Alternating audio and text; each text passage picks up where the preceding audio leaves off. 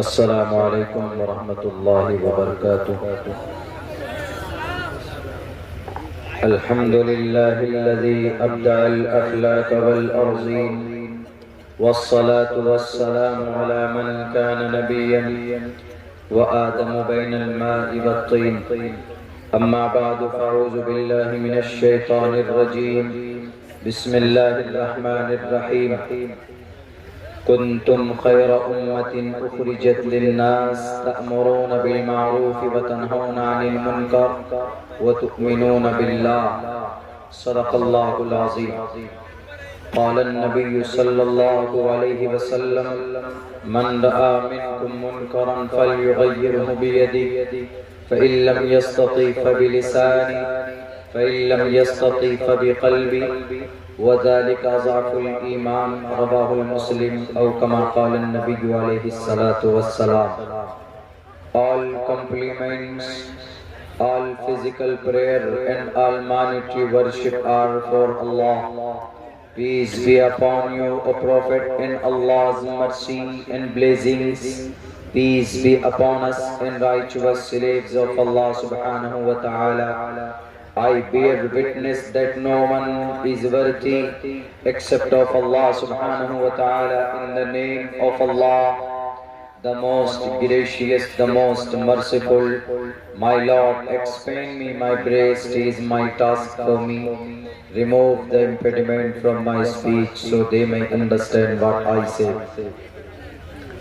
Trishadashodasha varsha bhargo vindene nagnikam ekavimshati varsha va sapra varsha vapnuyat yatha vayum samashrite sarvajivante jantavah तथा ग्रस्तामा वर्तते इतारा शरामा नराशन संवाजिनम वाजत्री शैदीरम पूषणम सन्मेरी मे रथम न दुर्गा दवसवा सुदानवो विश्व सम्मात्रो अहंसो निष्पिपर्ता उदारा सर्व एवैते ज्ञानी तात्मेव मे मतम आस्तितः सही युक्तात्मा मामेवामुत्तमां गतिम्।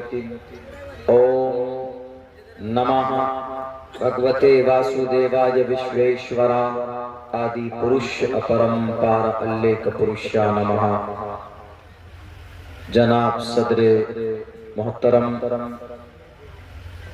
स्टेज पर तशरीफ फरमा मुअज़्ज़ज़ उलमाए किराम, दानिशवरान कौम व मिल्लत और इस पिंडाल में जलसे इस्लाह मुआशरा वो तालीमी बेदारी कॉन्फ्रेंस के बैनर तले दूर दराज से तशरीफ लाए हुए हमारे दीनी ईमानी भाइयों और हमारे सनातन धर्मी भाइयों और अपने घरों में बैठकर पर्दे में बैठकर इस जलसे को समाअत करने वाली हमारे समाज की इज्जतदार माँ और बहनों, सबसे पहले शुक्रगुजार तमाम अराकीन जलसा का, नौजवानों का कि इस नाचीज़ को आपके इस प्रोग्राम में बहैसियत मुकर्रिर आपने मदऊ किया।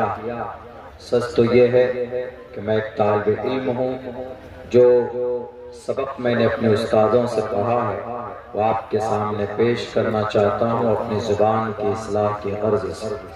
मेरे भाइयों, यकीनन इस वक्त हमारे मुआशरे में बहुत सारी बुराइयां हैं। गांव समाज में ही नहीं बल्कि पूरी दुनिया के अंदर ऐसी ऐसी बुराई है कि जिसके बारे में आप सोच नहीं सकते, आप अंदाजा नहीं लगा सकते।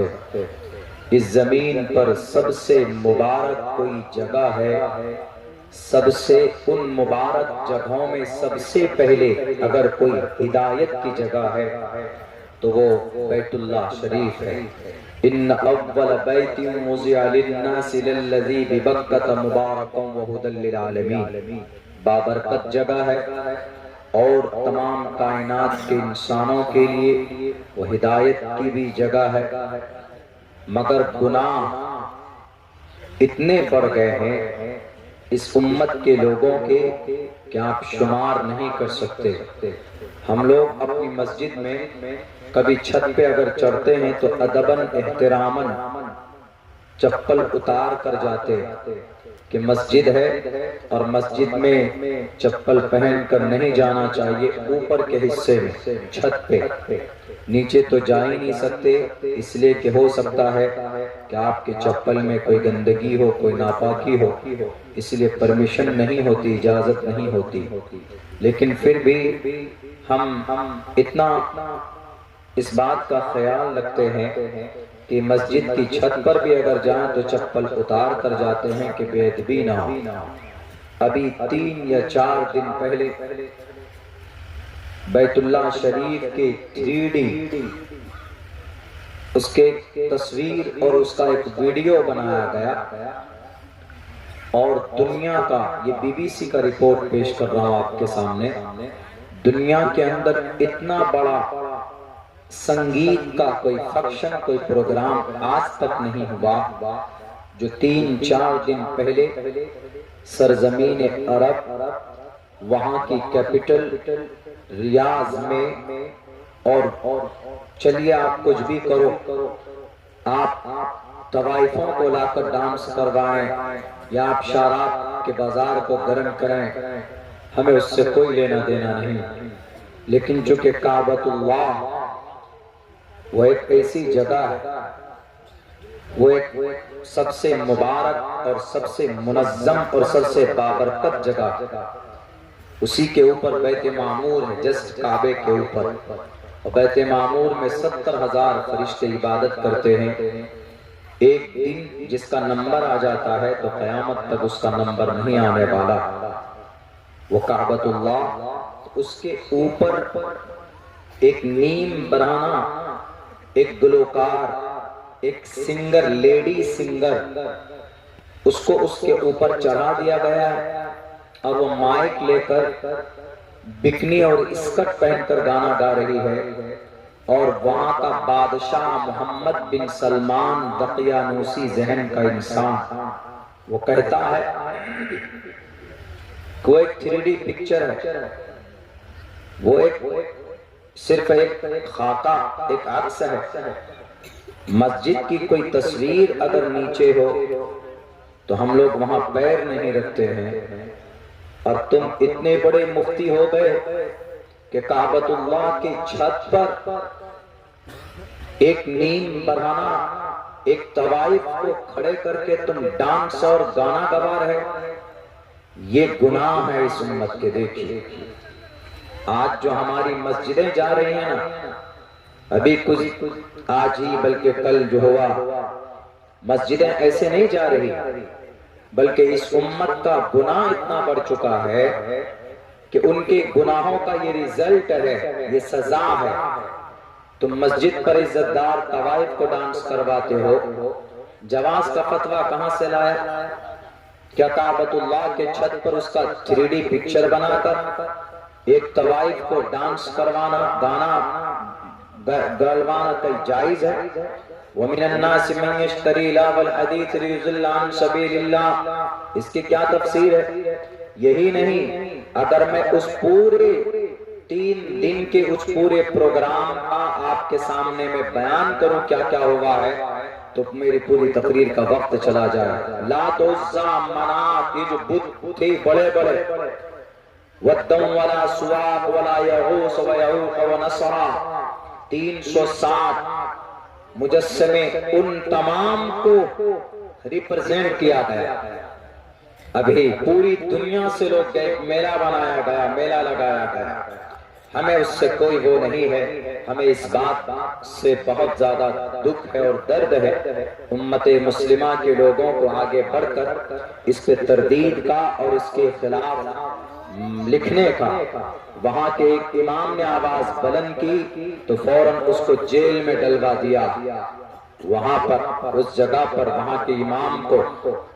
اسی لیے عالمی اعتبار سے جتنے بھی ہمارے حضرات علماء کرام ہیں، مفتیان کرام ہیں، دانشوران قوم و ملت ہیں، ان سب کو اس کا ویرود کرنا چاہیے کہ کعبۃ اللہ کے اوپر کسی بھی قسم کی کوئی بدتمیزی برداشت نہیں کی جائے گی۔ کعبۃ اللہ محمد بن سلمان کے ابا کا نہیں ہے، وہاں کی پرائیویٹ پراپرٹی نہیں ہے، وہ اللہ کا گھر ہے، مسجد اللہ کا گھر ہوتا، وہ کسی کی نہیں ہوتی۔ ان احب البلاد الى اللہ مساجدها وابغض البلاد الى اللہ اسواقها۔ اللہ کو تمام دنیا میں 6,30,00,000 مربع میل کی زمین پر اگر سب سے مبارک اور پسندیدہ کوئی جگہ رب کو ہے تو وہ مسجد ہے، اور سب سے ناپسند کوئی جگہ اللہ کو ہے تو وہ بازار اور مارکیٹ۔ مسجد میں چونکہ اللہ کی عبادت ہوتی ہے، اور بازار میں چونکہ آدمی چغل خوری، غیبت اور جھوٹ، بےایمانی اس طرح کی حرکت کرتا ہے، اس وجہ سے اللہ کو وہ جگہ ناپسند ہے۔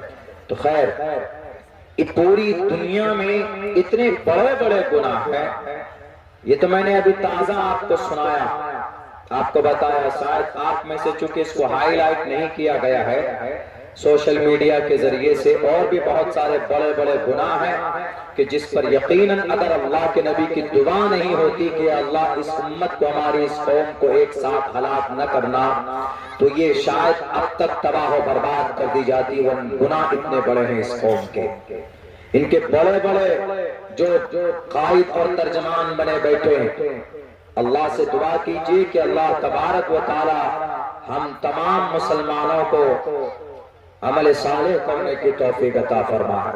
میرے بھائیوں، بھول جاتے ہیں کہ ہمارے پاس جو شریعت ہے، جو قانون ہے، اس سے بہتر قانون دنیا کے کسی بھی مذہب اور کسی بھی ملک یا کسی بھی علاقے کے پاس موجود نہیں۔ ہمارے پاس دنیا کا وہ قانون ہے، لوگوں نے اس کو متشدد بنا دیا، لوگوں نے اس کو بدنام کر دیا، ورنہ یہ وہ قانون ہے کہ جو صرف اللہ کی قربت حاصل کرنے کے لیے اس پر عمل نہیں کیا جاتا، بلکہ اگر آدمی اس قانون، اس سسٹم پر عمل کرے تو اللہ کی قربت تو حاصل ہوگی ہی ہوگی، لیکن وہ دنیاوی تمام گندگیوں سے بھی پاک و صاف اور شفاف ہوگا۔ یہ ہماری شریعت، اللہ کا قانون، اللہ کی شریعت، محمد رسول اللہ صلی اللہ علیہ وسلم کی جیونی۔ اسی لیے جو غلط فہمی ہے قرآن و سنت کے تعلق سے، اس کو دور کروانے کی سخت ضرورت ہے آج اس وقت۔ وہ کیسے ہوگا؟ وہ ایک ہی ذریعے سے ہوگا، وہ ذریعہ ہے بہت آسان۔ آپ تلوار اور لاٹھی ڈنڈا لے کر اس کو نہیں پھیلا سکتے، امپلیمنٹ نہیں کر سکتے، اور وہ طریقہ بھی نہیں ہے۔ اسلام میں ممانعت ہے، طریقہ بہت سمپل اور بہت آسان ہے۔ حضرت عیسیٰ علیہ السلام کے چلے جانے کے بعد 571 سال کا وقفہ گزر گیا، آسمان سے زمین پر کوئی کمیونیکیشن نہیں ہو پائی، کوئی رابطہ نہیں ہو پائے۔ بہت سارے گناہ، لوگ شراب پیتے تھے، لوگ جنگ کرتے تھے، لوگ غریبوں پر اتیاچار کرتے تھے، لوگ زنا کے بازار، نشے میں ہمیشہ دھوت اور عصبیت، ریسلزم، خاندانی لڑائی، چھوٹی چھوٹی بات پر ایک دوسرے کی گردن مار دیا کرتے تھے۔ اس وقت میں تکبر، کینہ، حسد، بغض، عداوت، بڑے بڑے گناہ پائے جاتے تھے۔ تو ایسے سمے میں اللہ تبارک و تعالیٰ نے 571 سال کے بعد اتنی گناہ کے بازار میں بیچ آسمان سے زمین پر اللہ تبارک و تعالیٰ ایک پیغام بھیجتا ہے محمد علیہ السلام کو۔ آپ علیہ السلام کو جب نبوت دینی تھی تو سب سے پہلا پیغام جو آسمان سے زمین پر آیا وہ اصلاح ہی کے لیے تھا۔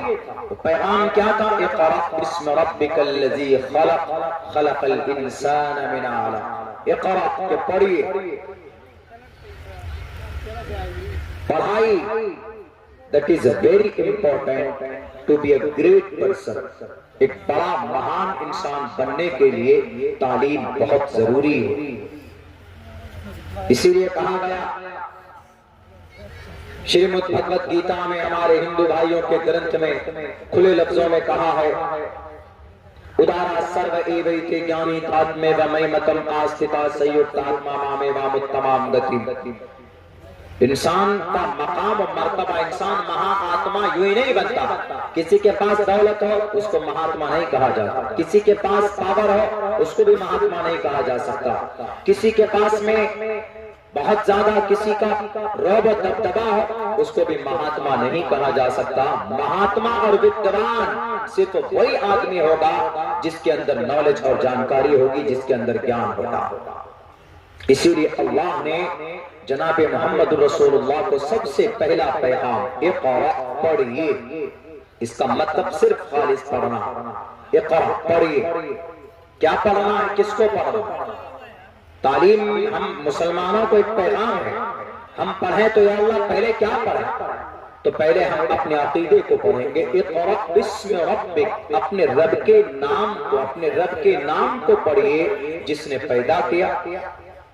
خلق الانسان من علق، انسان کو ایک خون کے لوتھڑے سے پیدا کیا، خون کا لوتھڑا۔ حقیقت بھی بتا رہا ہے رب کہ انسانوں تمہارے پاس دولت اور پیسہ آ جائے تو اترانا مت، اس لیے کہ تمہاری حقیقت ایک خون کا لوتھڑا ہے، منی کا ناپاک قطرہ ہے تمہاری باڈی کے اندر، جو تمہاری باڈی بنائی گئی۔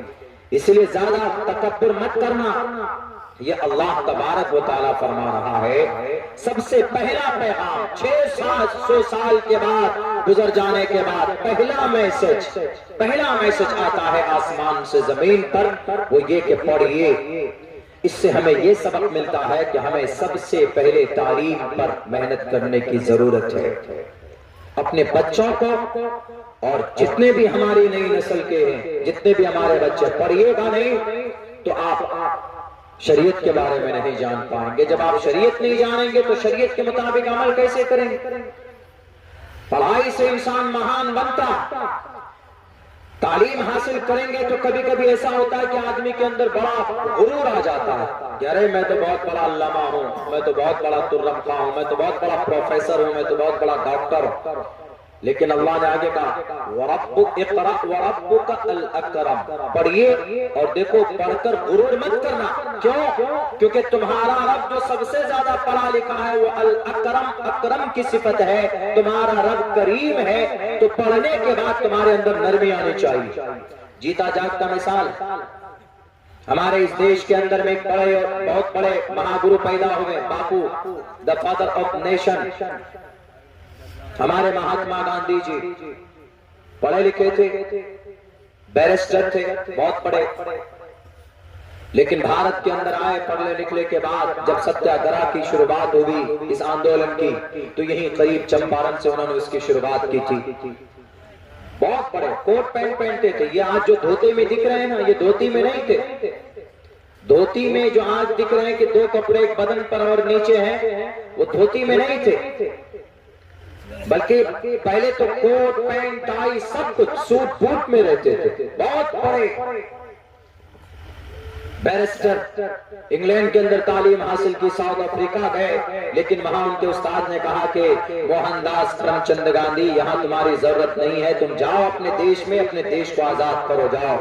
وہاں پر بہت دنوں سے محنت ہو رہی ہے دیش کو آزاد کرنے کے لیے۔ تو گاندھی جی آئے، آنے کے بعد جب وہ چمپارن، ان کا کوئی دوست کا گھر تھا، جب وہ چمپارن پہنچے ہیں تو چمپارن میں اپنے دوست کو انہوں نے کہا کہ میں یہاں سے ستیہ گرہ کی شروعات کرنا چاہتا ہوں، اور اپنی ماتاؤں، تمہارے گھر میں کتنی لیڈیز ہے؟ کہا کہ دو، ایک میری بیوی ایک میری ماں ہے۔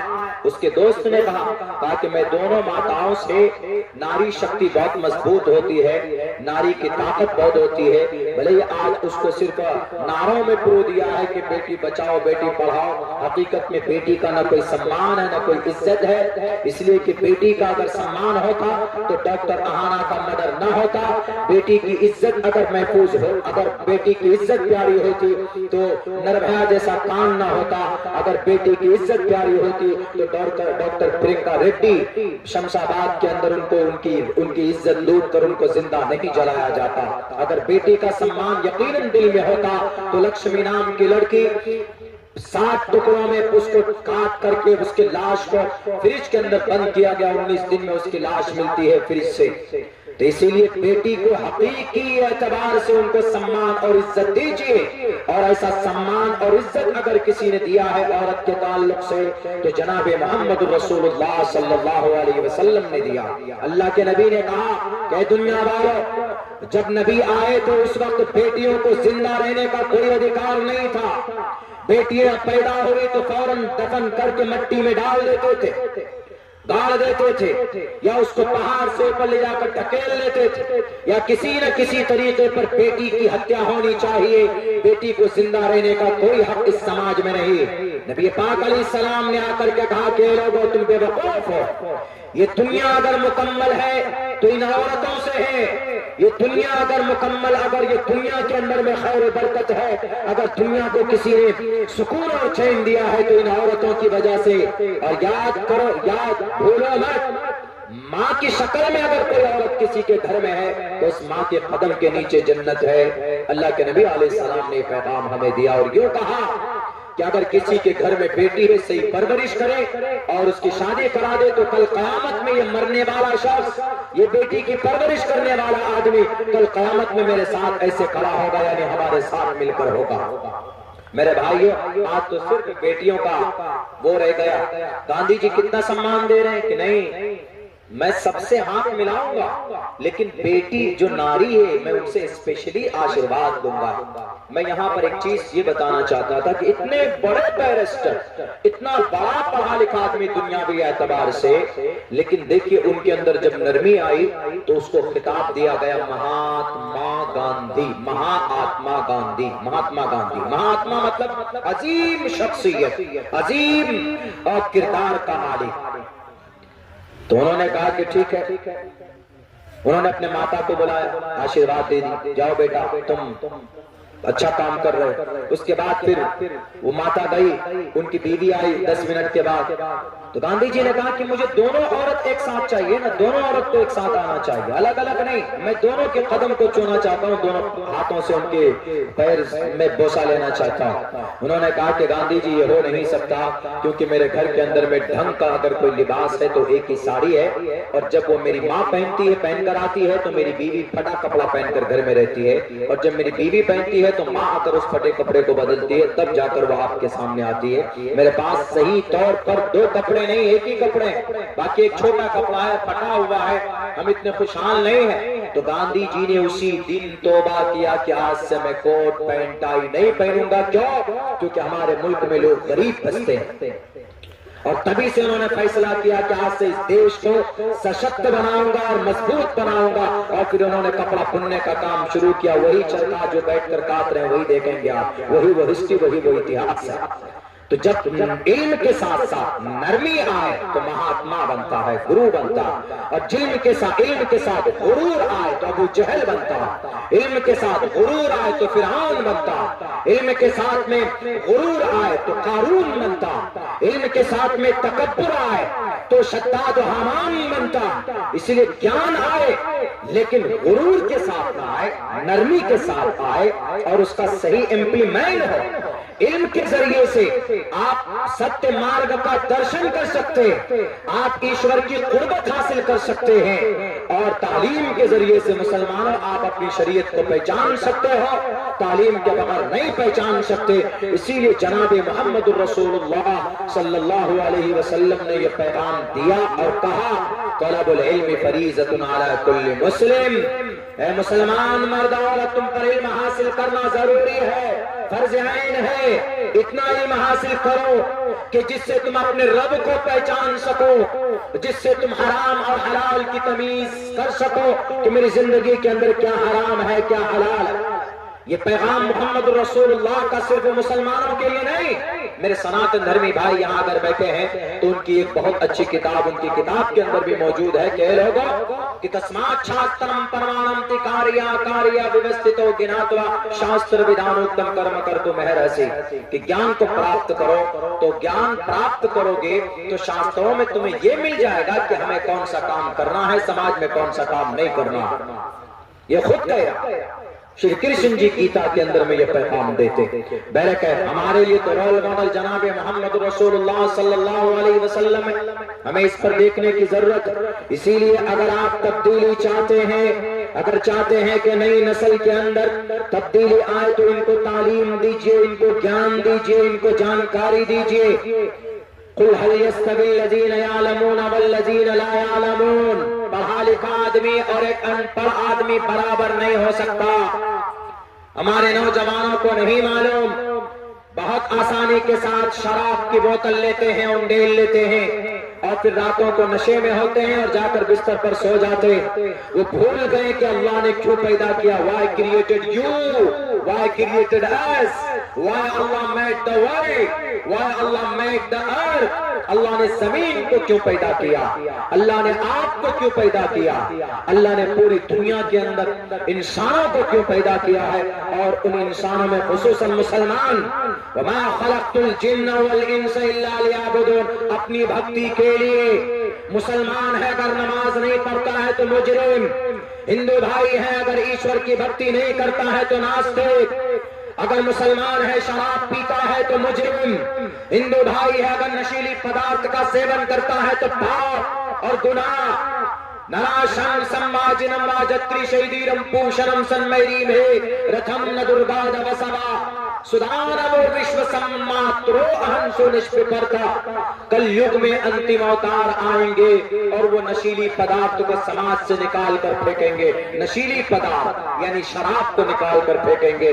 और ये हमारे नबी पाक अलैहिस्सलातु वस्सलाम ने किया कि नहीं किया।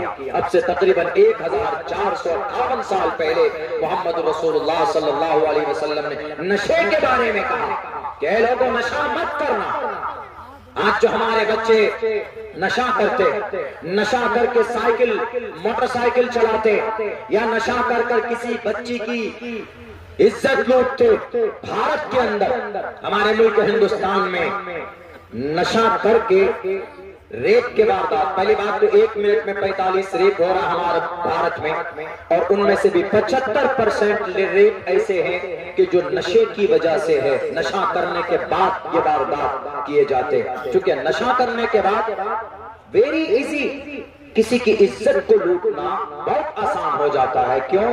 क्योंकि नशा करने के बाद आदमी की अकल महफूज नहीं रहती है, बिल्कुल सही सालिम नहीं रहती। आप देखेंगे कि जितने भी नशा करने वाले हैं वो जब शराब पिएंगे, बाइक में बैठेंगे तो कभी कभी नाली में ही वो हाईवे समझ बैठते हैं, उसी में एकदम स्पीड से गाड़ी दौड़ा देते हैं। नशा अच्छी चीज नहीं है, नशा बहुत खराब चीज है। आप नशे के बारे में सुनेंगे क्या भाई, अल्लाह के नबी फरमाते हैं ला यशरबुल खम्र हीन यशरबु वहुव मुमिनुन, मुसलमान जब शराब पीता है, नशा करता है तो वो मोमिन नहीं रहता। उस वक्त में जब वो शराब पीता है, जब वो नशा करता है तो ईमान का नूर निकल जाता उसकी बॉडी से। बाज मुफस्सिरीन ने, बाज मुहद्दिसीन ने ये तफसीर की कि अगर शराबी शराब की हालत में उसकी मौत आ जाए, नशे की हालत में शराब पीने के बाद, तो वो आदमी कुफ्र की हालत में मरेगा, अल्लाह के सामने में मुजरिम बनकर जाएगा। कुफ्र का मतलब ईश्वर का नास्तिक, अल्लाह का मुनकिर। कुफ्र का मतलब बहुत लोग भारत के अंदर में ये चला दिया सोशल मीडिया में कि काफिर का मतलब है हिंदू, काफिर का मतलब है मुसलमान, काफिर बोलते हैं तो उसका मतलब हिंदू होता है। गलत बात। काफिर ईश्वर का कोई मुनकिर है तो उसको काफिर बोलेंगे। अगर कोई मुसलमान नमाज का मुनकिर है तो मुसलमान भी काफिर है। अगर कोई जुडाइज्म, अगर अपने मूसा, जीसस, बाइबल का मुनकिर है तो भी काफिर है। काफिर अरबिक वर्ड, इसका मतलब इनकार करना, इसका मतलब हिंदू नहीं है, इसका मतलब सनातन धर्मी नहीं है। इसीलिए जहन में बैठा लीजिएगा, जो लोग अपने दिमाग में लफ्ज़ काफिर का गलत अर्थ लिए बैठे हैं, आप जिस तरीके पर कहेंगे मैं उस तरीके पर आपको हवाला देने के लिए तैयार। कफर यकफुर कुफ्रन अल फाइलु मिनहु काफिरुन, अरबी है, अरबी जुमला है ये, अरबी लफ्ज है ये। इसके माने आते हैं इनकार करने के, मना करने के आते हैं। इसीलिए नहीं सोचना समझना चाहिए इस ताल्लुक से। जनाब मोहम्मद रसूलुल्लाह सल्लल्लाहु अलैहि वसल्लम ने फरमाया, جب کوئی مومن بندہ یا ہمارے نوجوان خصوصاً شراب میں دھت رہتے ہیں. آپ کے اتر پردیش میں تو پابندی نہیں ہے، ہمارے بہار میں پابندی ہے، لیکن پھر بھی وہاں ہوم ڈیلیوری چالو ہے، وہاں گھر تک پہنچا کے جاتے ہیں کچھ لوگ شراب. وہاں دوسرا توڑ نکال لیا کیا کورکس کی شیشی، وہ کب کی شیشی ہے، لیکن جب آپ اس کو پورے کو انڈیل لیتے ہیں تو وہ نشہ پیدا کرتی ہے. کچھ دوائیاں ایسی ہوتی ہے جب آپ اس کو زیادہ مقدار میں لے لیں گے تو اس سے ہوگا یہ کہ آپ اس کو نشہ پیدا کرتی.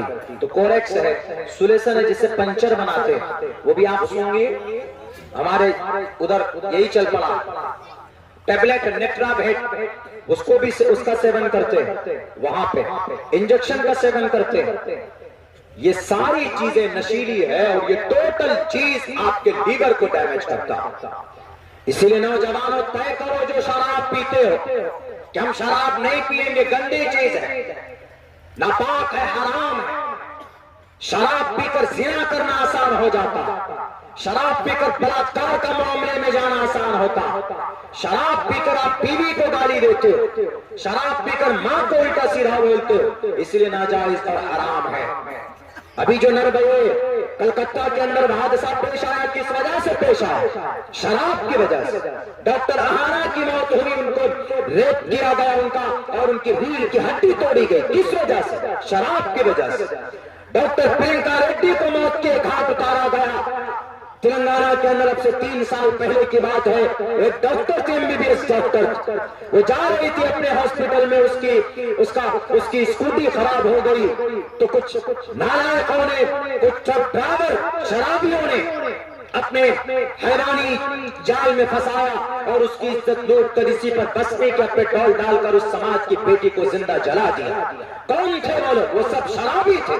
سن 2012 میں جو دلی کے اندر میں گھناؤنی حرکت ہوئی بس کے اندر، جس کو دنیا نربھیا کے نام سے جانتی، وہ کون تھے؟ وہ سب کے سب شرابی تھے، شراب کے نشے میں دھت تھے. بنگلور کے اندر ایک لڑکی کی جسم کے ٹکڑے کر کے فریج میں ڈال دیا گیا. تقریباً 19 دن کے بعد اس کی لاش کے بارے میں پتا چلتا ہے وہاں سے. تو کون تھا یہ کرنے والا؟ اس کا بوائے فرینڈ، اس کا دوست. کوئی رشتہ نہیں ہے بوائے فرینڈ کا، گرل فرینڈ کا.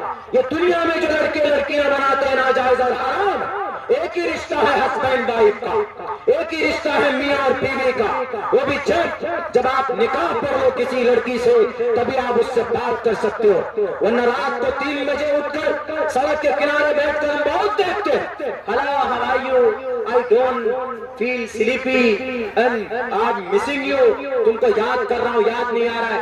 ابھی تو ہم نے دیکھا تھا ایک ٹرین میں ایک لڑکا تھا، کوئی ویڈیو کال میں ایک لڑکی سے دوست ہو گئے. ہم نے سوچا کہ کسی ایجوکیشن کے معاملے میں بحث کر رہا ہوگا، بات چیت کر رہا ہوگا، تو چلو بات سمجھ میں آتی ہے کہ کلاس فرینڈ ہے، ایجوکیشن کے تعلق سے کچھ بات کر رہے ہیں. 3-3.5 گھنٹے ویڈیو میں بات کیا؟ یہ نا سنا تم نے کیا کھایا؟ انڈا. اچھا یہ بتاؤ تمہارے یہاں پتے کب جھڑتے؟ تمہارے گھر کے پاس جو نالی ہے کتنے دن میں صفائی ہوتی ہے؟ تم بہت، تم کو کیا لینا دینا اس سے؟ ہمارے جوان اسی میں برباد، اس میں تباہ ہو رہے ہیں. یہ سب چیز میں دماغ ختم مت کیجیے، بالکل بھی گندی چیزیں. تو یہ شراب پی کر بڑے بڑے گناہ کیے جاتے ہیں. اسی لیے اللہ کے نبی نے فرمایا ہے، کھلے لفظوں میں کہا ہے، وَلَا تَشْرِبِ الْخَمْرَ فَإِنَّهَا مِفْتَاحُ كُلِّ شَرٍّ، کہ شراب گندی چیز ہے، شراب نہ پیا کرو.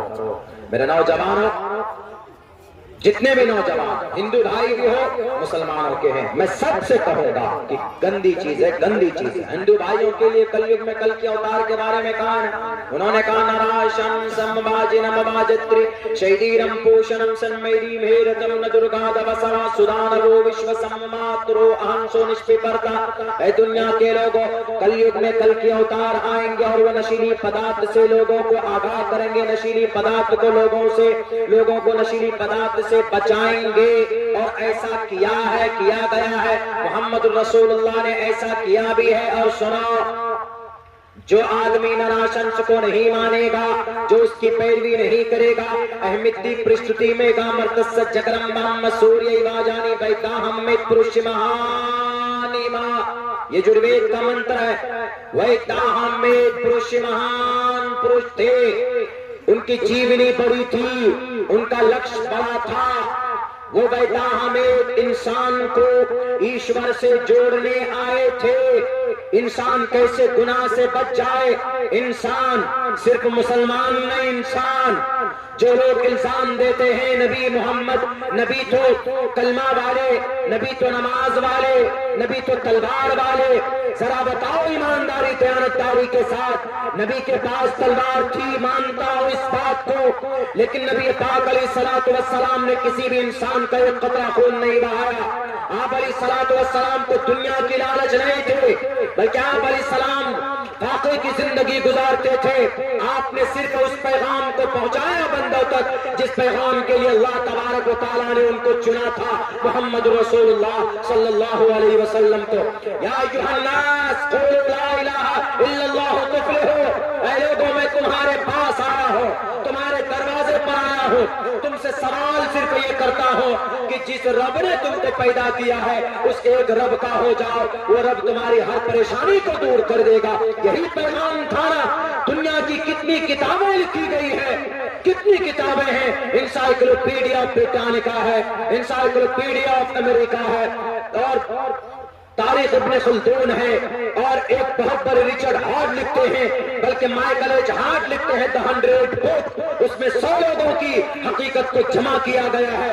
نبی کے بارے میں بہت ساری کتابیں لکھی گئی، لیکن کسی بھی ایک کتاب میں ایک لائن یہ لکھا ہوا نہیں ہے کہ محمد علیہ السلام نے کسی انسان کو ایک تھپڑ مارا ہو. نہیں دکھا سکتا کوئی، اس لیے کہ آپ علیہ السلام نے کسی پر ظلم کیا نہیں، اور آپ نے ظلم کرنے سے روکا بھی ہے. آپ نے ایک آج اگر کوئی ظلم کرتا ہے، انصر اخاک ظالما او مظلوما. اے لوگوں، انصر اخاک ظالما، اگر کوئی ظالم ہے، ظلم کر رہا ہے تو اس کو روکو، اس کی مدد کرو. اس کی مدد کیا ہے؟ اس کو ظلم سے روکو. او مظلوما، باقی مظلوم کی تو مدد جانتے ہی ہے. کہیں پر بھی کوئی مظلوم ہے، کہیں پر کوئی تکلیف میں ہے تو ہمارے نبی فرماتے ہیں کہ اس کی مدد ہونی چاہیے. اس میں کوئی قید نہیں ہندو ہے کہ مسلمان ہے، یہ ہندو ہے تو پریشانی کے عالم میں مبتلا ہے، چھوڑ دو. اگر کوئی مسلم ہے تو کوئی ہندو دیکھے کہ نہیں بھئی یہ مسلمان ہے، بلے مرتا ہے مرنے دو، کٹتا ہے کٹنے دو. بالکل نہیں. اگر کوئی مظلوم ہے، سماج اسی سے بنتا، معاشرہ اسی سے بنتا. بھلے ہی آپ کا مذہب اکمت برہما دتی ناستے کی دعوت دیتا ہو، اور آپ کا مذہب ہنومان چالیسا پڑھنے پر آپ کو پنیہ دیتا ہو، آپ کا مذہب گایتری منتر پڑھنے پر آپ کو پنیہ دیتا ہو، مسلمانوں کا مذہب سورہ فاتحہ پڑھنے پر ان کو نیکی دیتا ہو، اور مسلمانوں کا مذہب قرآن کریم کی تلاوت پر نیکی دیتا ہو. یہ آپ کے پرسنل عمل کا معاملہ ہے، لیکن جب سوسائٹی کو مضبوط کرنا ہو تو ان چیزوں کو بالائے طاق رکھ کر ایک پلیٹ فارم پر کھڑے ہو کر ایک دوسرے کی مدد کرنی چاہیے، تبھی جا کر سماج اور سوسائٹی مضبوط بنے.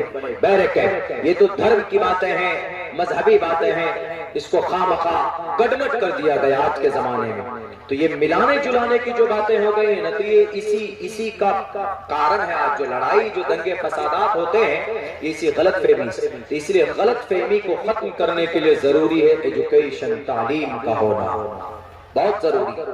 اسی لیے اللہ تبارک و تعالیٰ کو معلوم تھا نا، وہ اللہ جانتا ہے. اقرأ بسم ربک الذی خلق. اقرأ، پڑھو اے محمد، پڑھیے. یہ تو بظاہر اللہ کے نبی علیہ السلام کو نبوت دینی تھی، پیغام دینا تھا کہ آج from now and today Ahmed وسوی میں دم بدامی جشتم دبا برد، کہ آج سے آپ ایشوانی آپ کے پاس پہنچے گا، یعنی ایشور کی بانی آپ کے پاس پہنچے گا اور آپ اس کو لوگوں تک پہنچائیں گے. منشیہ دیو گن جس کا منن کرے گا، یعنی منشیہ دیو گن جو لوگوں تک پیغام پہنچائے گا، اس پر عمل کرنے کی ضرورت ہے. لیکن یہ پوری امت مسلمہ کو نبی کے صدقے میں یہ پیغام ملا ہے. کیا کرنا؟ فرسٹ آف آل، اور یہ تعلیم حاصل کیجیے، یہ بہت ضروری ہے. تعلیم نہیں ہے تو وہ سماج، وہ گاؤں، وہ علاقہ ترقی نہیں کر سکتا، کیونکہ آپ کے پاس دولت ہے، ایجوکیشن نہیں. کہاں خرچ کرنا ہے کچھ پتا نہیں. بزنس ہے، ہمارے ایک بہت بڑا بزنس مین تھا، سیٹ نام تھا اس کا، سیٹ سے لوگ پکارتے تھے. ابھی حالت اس کی یہ ہے کہ ابھی وہ آدمی 2 روٹی کھانے کے لیے ترس رہا ہے. جب ہم لوگوں نے آپس میں مشورہ کیا، اینالائز کیا کہ بھئی اس کی وجہ کیا ہے. یہ تو عرش پہ پہنچ گیا تھا ترقی کے منازل طے کر کے، لیکن آج اتنی غربت غریب کیسے ہو گیا؟ تو پتہ یہ چلا کہ وہ ایک لفظ نہیں جانتا ہے، نہ دینی اعتبار سے اور نہ دنیاوی اعتبار سے. بس یہ بھی خریدنا، وہ بھی خریدنا، یہ لینا، وہ لینا. بالآخر ایسا وقت آیا کہ زمین بیچ بیچ کر ٹوٹل قرض کو ادا کیا اس شخص نے.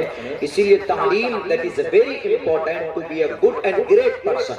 بڑا بننے کے لیے آپ کے لیے ضروری ہے کہ آپ تعلیم حاصل کریں. اقرأ باسم ربک الذی خلق. اگر آپ اقرأ پر عمل کریں، اقرأ باسم ربک الذی خلق پڑھیں گے اپنے رب کے نام سے، تو رب کو بھی جانیں گے، اپنی حقیقت کو بھی جانیں گے اور ان چیزوں کو جانیں گے. علم الانسان ما لم یعلم. اس سے پہلے علم بالقلم، اللہ نے قلم کے ذریعے سے سکھایا. آگے ہے علم الانسان ما لم یعلم، اللہ تبارک و تعالیٰ نے انسانوں کو وہ ساری باتیں بتائی ہے. آج اگر کوئی جہاز بناتا ہے، اگر آج کوئی میزائل بناتا ہے، آج کوئی آئرن ڈوم بناتا ہے، تو اس میں اس کی کوئی وہ نہیں ہے. وہ ٹوٹل چیزیں علم الانسان ما لم، وہ ساری چیزیں اللہ نے بتائی ہیں. حضرت آدم کو، حضرت آدم کے سب اولاد سینہ بسینہ وہ چیزیں آ رہی ہے. اسی لیے دھرم کو جاننا ہے تو تعلیم ضروری ہے. دنیا میں اپنی ضرورت کے مطابق اگر آپ کو اپنے حقوق حق لے کر زندگی گزارنا ہے تو دنیاوی فنون آپ کے لیے ضروری ہے، جس کو میتھ سائنس اور بایولوجی کیمسٹری جس کو بولتے ہیں. میں اس کو دنیاوی تعلیم نہیں بولتا، میں بولتا ہوں کہ یہ قرآن ہی سے یہ چیزیں نکالی گئی ہے. تو دراصل یہ قرآن ہی کا ایک مضمون ہے جس کو فروعی طور پر الگ کر دیا گیا ہے، لیکن یہ مضامین وہ ہے جو دنیا حاصل کرنے کے لیے یہ چیزیں سیکھی جا سکتی ہیں. یہ غلط نہیں ہے، میں دلائل پیش کروں گا، لیکن اس سے پہلے بس اس بات پر فوکس کرنا چاہتا ہوں کہ نوجوانوں، بس تعلیم آپ کے لیے سب سے بڑا ہتھیار ہے. نیلسن منڈیلا نے کہا تھا، ساؤتھ افریقہ کا گاندھی جی 40 سال تک جیل میں رہا.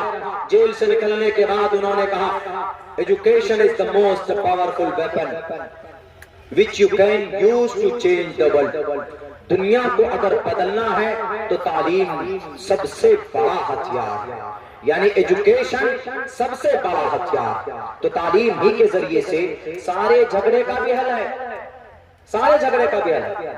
ہندو مسلمانوں میں بھی جھگڑے ہو جاتے، کبھی گایتری منتر کو لے کے ہو جاتا، کبھی ہنومان چالیسا کو لے کے ہو جاتا، کبھی محمد علیہ السلام کی جیونی کو لے کے ہو جاتا. تو ابھی ہوا نا، ابھی کچھ دنوں پہلے 1.5-2 مہینہ پہلے ایک جھگڑا ہوا. ایک مطلب ووادت بات سامنے آئی کہ بھئی محمد علیہ السلام کچھ لوگ ریلی لے کر گئے، 17-18 گاڑی لے کر گئے کہ انہوں نے محمد رسول اللہ کے شان میں گستاخی کی. یقیناً انہوں نے گستاخی کی تھی. انہوں نے وہ باتیں کہی کہ جو وہ قرآن و شریف جو احادیث میں تو ہیں، لیکن اس کا وہ مطلب جو پیش کر رہے ہیں وہ مطلب بالکل اللہ کے نبی علیہ السلام کا نہیں ہے. میں آج ایکسپلین کرتا ہوں.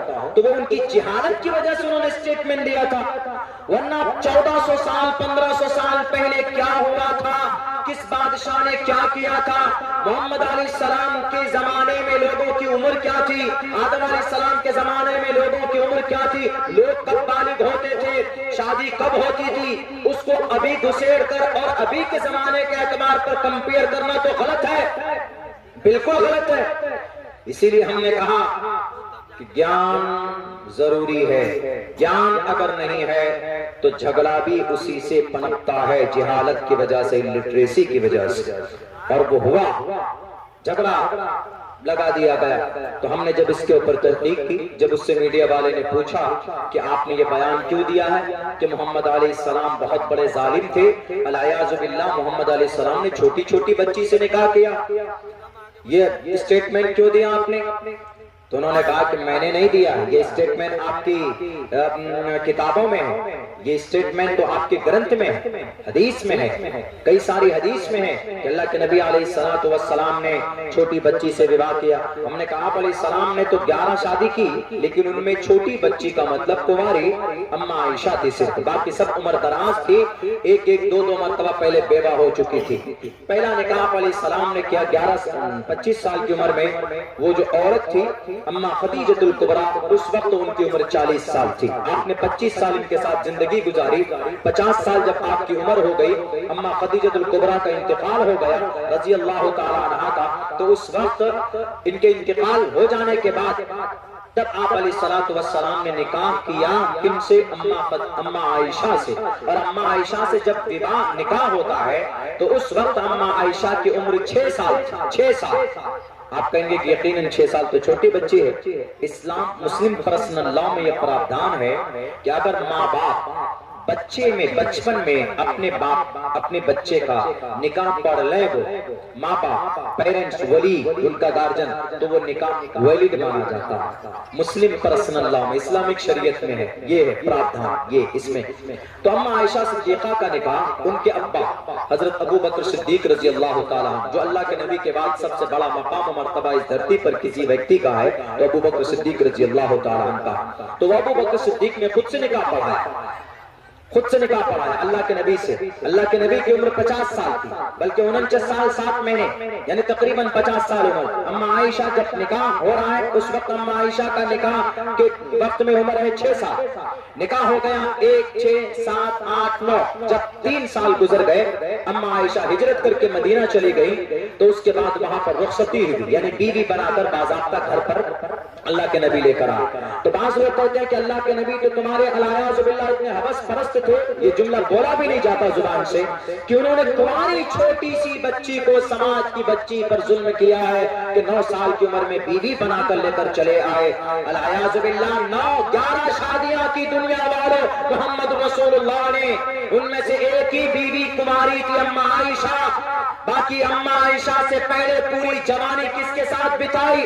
25 سال تک کوئی عمر دراز عورت کو اپنی بیوی بنا سکتا؟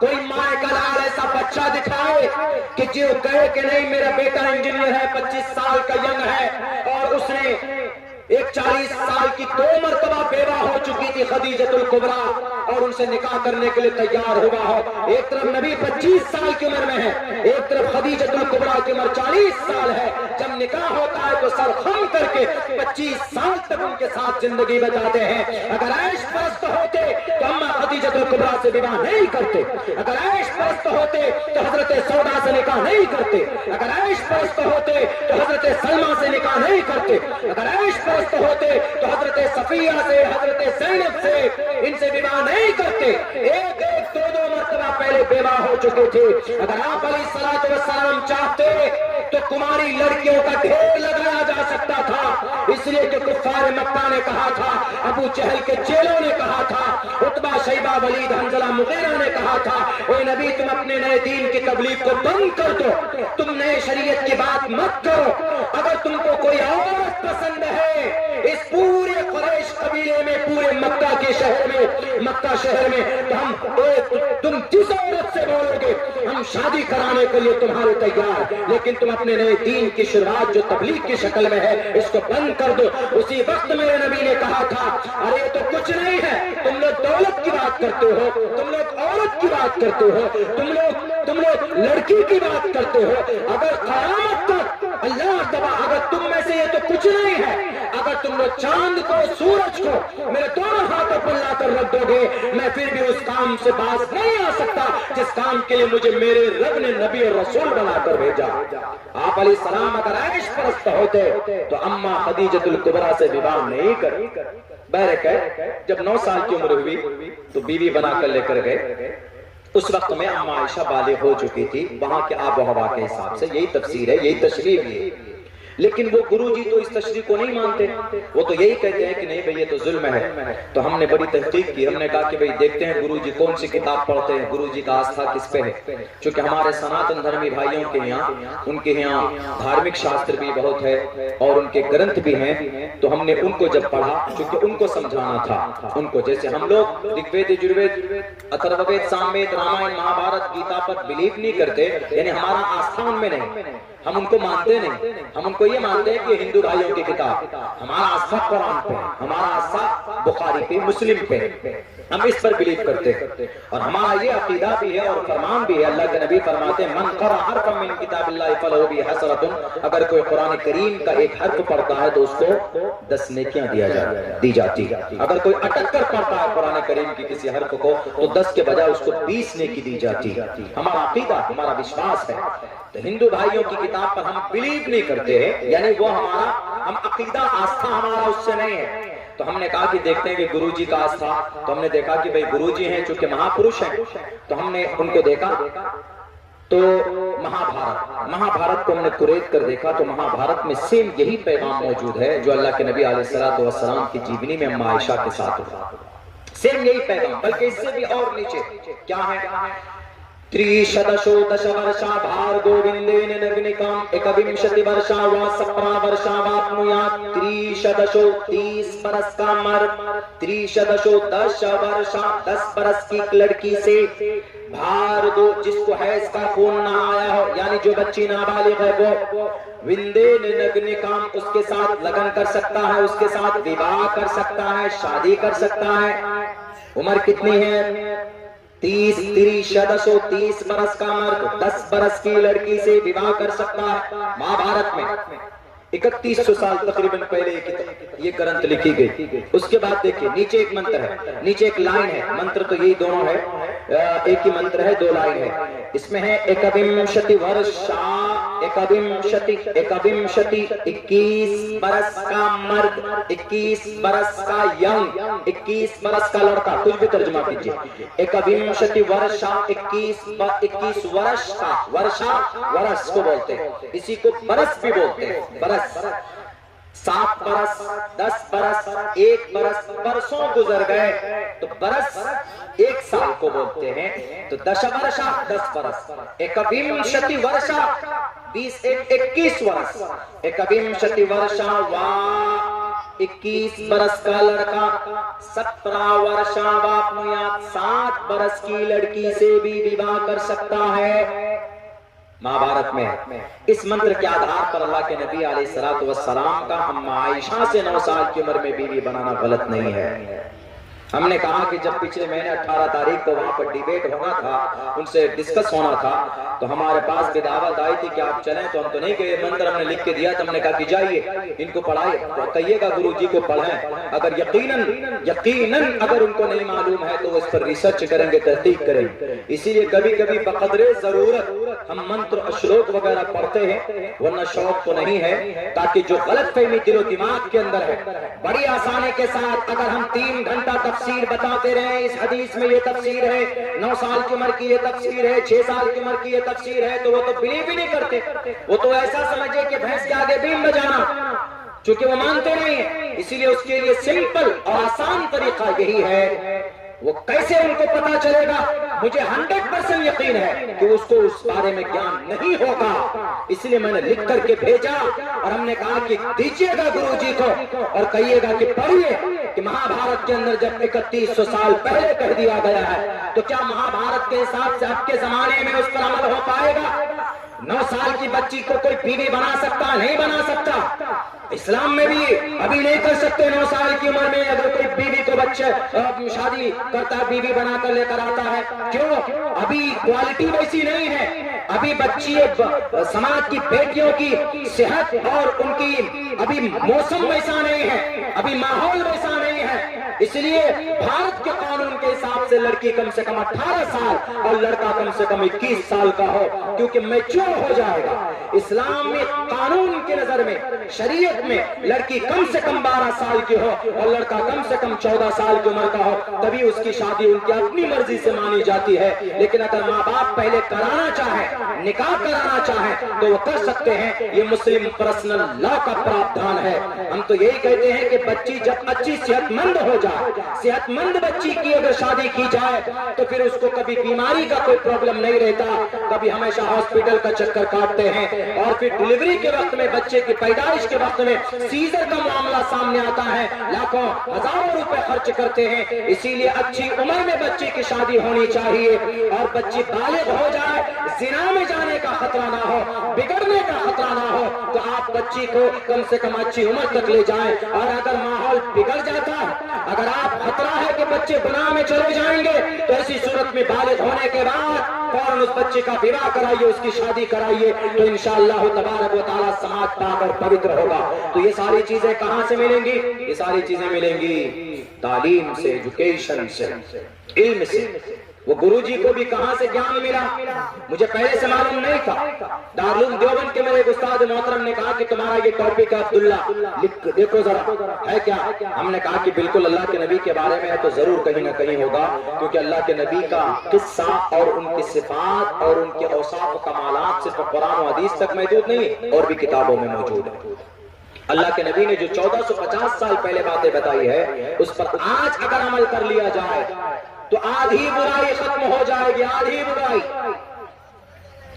यही कलकत्ता वाला मामला ले लीजिए, सीबीआई ने 2 बातों को हाईलाइट किया।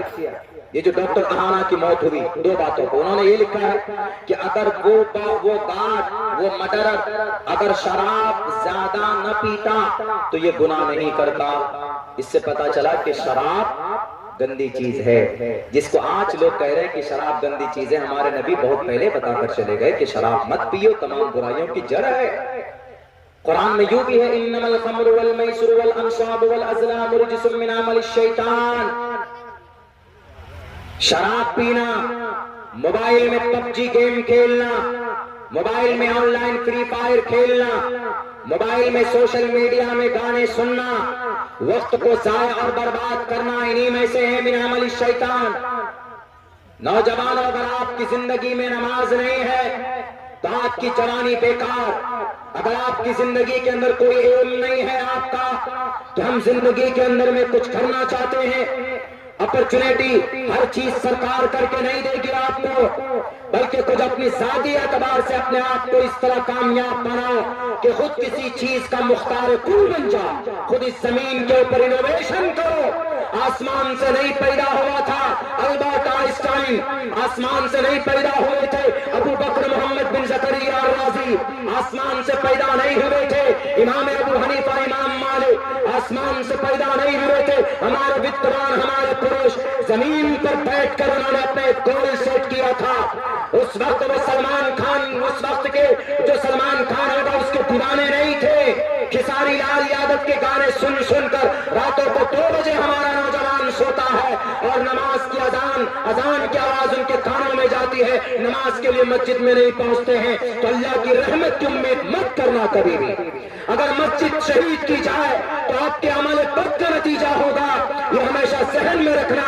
अल्लाह तबारक व तआला किसी जालिम बादशाह को ऐसे मुसल्लत नहीं करता है दुनिया पर, बल्कि अगर दुनिया में कहीं किसी मुल्क में कोई जालिम बादशाह मुसल्लत होता है तो अल्लाह के तकवीनी निजाम के जरिए से मुसल्लत होता है, और तकवीनी निजाम अल्लाह तबारक व तआला का मुरतब होता है बंदे के अमल पर, उसकी नीयत पर और उसके अच्छे अफ़आल पर मुरतब होते हैं। इसीलिए मुसलमानों, आपको सबसे पहला काम ये करना है ईमान के बाद कसरत सलात, पाबंदी सलात आपके लिए जरूरी। इतना अच्छा पैगाम नबी पाक अलैहिस्सलाम लेकर आए। दुनिया अगर सवाल करे आपसे कि अरे आप नबी को क्यों मानते हो, नबी को मानोगे तो कामयाब हो जाओगे, आप कहिए कि बिल्कुल, हम नबी से अगर मोहब्बत, हम अपनी जान और अपनी माल और दौलत से अगर ज्यादा मोहब्बत न करें तो हम मोमिन ही नहीं हैं। ला युमिनु अहदुकुम हत्ता अकूना अहब्बा इलैहि मिन वालिदी व वलदी वन्नास अजमईन। अल्लाह के नबी फरमाते हैं कि सब चीजों से ज्यादा महबूब मैं होना चाहता हूं। यानी आज नबी मोहब्बत होने का मतलब क्या है? मन अहया सुन्नती इंद फसादी उम्मती फलहु अज्रु मिअति शहीद। एक सुन्नत पर इस वक्त अगर अमल करोगे तो 100 शहीदों का सवाब मिलेगा। اللہ کے نبی کا حکم صرف ثواب حاصل کرنے کے لیے نہیں بلکہ برائی سے خاتمے کے لیے اپائے بھی ہے. جیسے یہی چیز دیکھ لیجئے، ڈاکٹر اہانا والا معاملہ دیکھ لیجئے، آپ کو بات سمجھ میں آ جائے گی. ڈاکٹر اہانا کو جو اس ایک آدمی 5 مرتبہ اس کا بلاತ್ಕಾರ کرتا، بتائیے ایک آدمی 5 مرتبہ، اور صرف بلاತ್ಕಾರ پر اکتفا نہیں کرتا بلکہ اس کی ریڑھ کی ہڈی توڑ دیتا اور اس زور سے اس کو گھوسا یا تھپڑ مارتا ہے کہ اس کا جو چشمہ ہے، اس کا جو سیسا ہے وہ آنکھ میں گھستا ہے اور پوری آنکھ اس کی ختم ہو جاتی ہے اور اس کی کلائی توڑ دی گئی. میرے بھائیوں، یہ ایک عام آدمی کر سکتا؟ بالکل نہیں کر سکتا. جب تک آدمی اس نے شراب نہیں پی، ایک نہیں، ہر دن 1 یا 2 پیک پیتا تھا، 1 یا 2 بوتل پیتا تھا، اس دن تو اس کم وقت نے 5 بوتل شراب پی اس نے، ظالم نے، تب جا کر اس نے اس واردات کو انجام دیا. 2 باتیں اس سی بی آئی نے لکھا. ایک بات تو یہ لکھی وہاں پہ کہ زیادہ شراب پینے کی وجہ سے حیوان بنا، کچھ دکھا نہیں اور اپنی حوث کو پورا کرنے میں رہا، اس لیے اس کے ساتھ میں اتنی گھنونی حرکت کی. 1 نہیں، 2 نہیں، 3 نہیں، 4 نہیں، 5 مرتبہ. مرنے کے بعد 4 مرتبہ اس بیٹی کی ریپ کرتا، اس کی عزت لوٹتا. اور دوسری بات کیا لکھی؟ دوسری بات یہ لکھی کہ ڈاکٹر اہانا کو اکیلی نہیں رہنا چاہیے، اس کو کسی نہ کسی کو ساتھ میں رہنا چاہیے. دونوں باتیں کہاں کی ہیں؟ اللہ کے نبی علیہ السلام کی زندگی میں ہے کہ نہیں؟ اللہ کے نبی نے شراب کے بارے میں کیا کہا؟ ابھی بتا رہا ہوں، اور قرآن میں تو ہے ہی، نص قطعی انما الخمر والمیسر، خمر شراب من عمل الشیطان رجس من عمل الشیطان، گندی چیز شیطان کا عمل ہے شراب پینا. لوگ خامخواہ قرآن پر اعتراض، قرآن پر الزام. کچھ نہیں ہے قرآن میں، کچھ نہیں نبی کی زندگی میں، یہ تو صرف داڑھی اور ٹوپی، داڑھی بڑھانے والی بات ہے. ٹوپی والا یہ نبی کو مانتے ہیں، کچھ ہے ہی نہیں. آج بھی اگر ان باتوں پر عمل کر لیا جائے، 1 منٹ میں 45 ریپ کے واردات ہوتے ہیں. اگر نبی کی بات پر عمل کر لیا جائے، دنیا کے کسی ملک کے لوگ اگر قانونی اعتبار پر نافذ کر دیا جائے، عبداللہ 100 بار قسم کھا کر کہے گا تو حانس نہیں ہوگا. 1 منٹ میں 45 ریپ ہوتا ہے نا، 45 منٹ میں 1 بھی ریپ نہیں ہوگا. انشاءاللہ تبارک و تعالی نبی کی باتوں پر عمل کر کے دیکھ لیا جائے. دنیا کے اندر شراب بھی اس نے کم وقت اس انتظار میں تھا. اس کا دوست کوئی ایڈمٹ تھا. میں اکثر جگہوں پہ جلسوں میں اس واقعے کو پیش کرتا ہوں تاکہ دنیا کے لوگوں کی دماغ میں جو بھوسا بھرا ہے نا قرآن و حدیث کے تعلق سے وہ بھی دور ہو اور ایک سبق بھی حاصل ہو سماج کے لوگوں کو. تو اس نے پتہ کیا کیا؟ اس کا ایک دوست تھا، وہ ایڈمٹ ہونے آیا آج ذکر میڈیکل کالج میں، بہت بڑا وہ کیمپس ہے اس کا. میں گیا ہوں وہاں پہ، تو وہ ایڈمٹ ہوا. 2 دن 3 دن 4 دن تک رہا. تو وہاں کا گارڈ تھا، مطلب وہ سیکیورٹی گارڈ جو ہوتا ہے کسی گیٹ کا، رکشک ایک طرح سے کہیے، لیکن وہی بھکشک بن گیا ظالم. جیسے ہمارے دیش میں ہمارے پروٹیکشن کے لیے، ہماری حفاظت کے لیے آرمی والے ہوتے ہیں، پولیس والے ہوتے ہیں. اگر یہی کسی انسان کو مار دیں، اگر یہی کسی انسان پر ظلم و زیادتی کریں تو آدمی پھر وشواس کس پہ کرے گا؟ تو اس لیے ایسا نہیں ہوتا، بلکہ ہمارے پروٹیکشن کے لیے ہوتے ہیں. ان کو پروٹیکشن کے لیے رکھا تھا. لیکن اس نے کیا کیا؟ شراب پیتا تھا. شراب بہت پی جاتی ہے. کہاں پر؟ بنگال کے اندر میں بہت زیادہ. بھارت میں 2 ہی 3 اسٹیٹ میں شراب پر پابندی ہے، 2 پہ، ایک گجرات میں، ایک بہار. ان پہ گورنمنٹ کے اعتبار سے الاؤ نہیں ہے، نہ شراب بیچ سکتے ہیں، نہ شراب خرید سکتے ہیں، نہ بنا سکتے ہیں. لیکن ہوم ڈیلیوری شاید چالو ہے ہر جگہ پر. ہم بھی دیکھتے ہیں اپنے علاقے میں بڑے بڑے لوگوں کے گھروں میں کیسے شراب جاتے ہیں. ایمانداری سے اس پر عمل کیا جائے تو بہت بڑا فائدہ ہو سماج اور سوسائٹی کا. بہرکیف جب وہ 2 دن 3 دن 4 دن تک پہنچا وہاں پہ تو وہ ڈاکٹر کو دیکھتا تھا. ڈاکٹر ینگ تھی، اچھی تھی شکل و صورت، اپنی یونیفارم میں آتی تھی. مطلب ڈاکٹر کا یونیفارم کیا ہوتا ہے؟ وہ سفید رنگ کے وہ چڑھاتے ہیں. اس کے بعد اپنا جو بھی یونیفارم ہو اپنے حساب سے نارمل زندگی میں وہ اپنے ڈیلی روٹین چیک اپ پہ آتی تھی. یہ کم وقت ایک روز دیکھا اور دیکھنے کے بعد اس کو چھیڑتا تھا. بہرکیف اسی دن سے اس کی نیت خراب ہوئی. وہ ڈاکٹر اہانا جو کہ ایک ہندو لڑکی تھی تو اس کو پردہ یا برقع یا حجاب اس سے تو کوئی مطلب نہیں، وہ اپنے حساب سے آتی تھی. چونکہ ان کے یہاں ہے نہیں تو ہمارے اسلام میں بھی بہت سی لڑکیاں ایسی ہوتی ہیں جو ڈاکٹر بن جاتی ہیں تو بعض بال کھلے ہیں اور شکلیں وہ کر کے باہر جاتے، یعنی کوئی حجاب نہیں، کوئی برقع نہیں. تو وہ ڈاکٹر اہانا ویسے ڈیلی آتی تھی، اس کو دیکھ کر اس کی نیت خراب ہوئی. اسی دن سے وہ یہ انتظار کرنے لگا کہ مجھے کیسے اس ڈاکٹر کے ساتھ میں سمبند بنانا. بہرکیف ایک دن، 2 دن، 3 دن گزرنے کے بعد جب ایک رات وہ وہاں پہ تھا، رات کو شاید 12 یا 1 بجے اپنے دوست پیشنٹ کے پاس، جو اس کا دوست تھا، تو ڈاکٹر کے پاس فون آتا اس کے ماں کا یا باپ کا. ماں باپ کی اکلوتی اولاد تھی یہ بچی ڈاکٹر اہانا. ڈاکٹر، بڑی ڈاکٹر بننے والی تھی، وہ ابھی پریکٹس میں تھی. تو اس کا فون آیا. ماں نے کہا کہ بیٹی گھر کب آؤ گی؟ اس نے کہا کہ امی آپ لوگ کھانا کھا کے سو جائیں، ہم دیر سے آئیں، اس لیے کہ ہماری نائٹ شفٹ ہے، پوری رات ہم کو یہیں پر رکنا ہوگا. آپ لوگ فکر نہ کریں، یہاں پر ہمارے دوست لوگ بھی ہمارے سہیلی ہے اور ہمارے نرس لوگ ہیں، آپ لوگ آرام کیجئے، ہم صبح کو آئیں گے یا پھر نائٹ شفٹ مکمل جب ہوگا تب آئیں گے. یہ سننا تھا. وہ شرابی وہیں بیٹھا تھا. وہ گیا فوراً 3 بوتل اور چڑھاتا اپنی کیبن میں، اور 3 بوتل چڑھا کر جب وہ مکمل طور پر انسان سے حیوان بن گیا، جب وہ انسان سے ظالم بن گیا، جب وہ پورا درندہ بن گیا، آ کر بیٹھ جاتا ہے کرسی لگا کر. ڈاکٹر اہانا کب نکلتی ہے؟ رات کو 12، 1 یا 2 بجے وہ اپنی ڈیوٹی کر کے نکل کر اپنے دوستوں کے ساتھ بیٹھ کر کھانا کھاتی ہے. کھانا کھانے کے بعد اس ڈاکٹر نے سوچا کہ ہمیں اب آرام کرنا چاہیے، برات بہت ہو گئی. وہ اپنے ایک روم میں چلی جاتی ہے، کانفرنس ہال میں جاتی. اس کانفرنس ہال میں جاتی، رہنے کے لیے کوئی بندوبست نہیں. کانفرنس ہال، اس ہال میں گئی اور وہاں پر جا کر لیٹ گئی. یہ کمبخت ظالم، یہ حیوان، یہ درندہ اس کے پیچھے جاتا. آدھے گھنٹے کے بعد گیا، اس کو چھیڑنے لگا. اس لڑکی نے جب ریزسٹ کی اپنی عزت کو بچانے کی، اپنی مان سمان کو بچانے کی، تو اس کو زور سے تھپڑ مارا. اس کا سیسا ٹوٹ کر اس کی آنکھوں میں گھسا. اس پر بھی جب نہیں عورت لڑکی نے مانا تو اس کی کلائی توڑ دی اور اس کے ساتھ بلاکار کیا.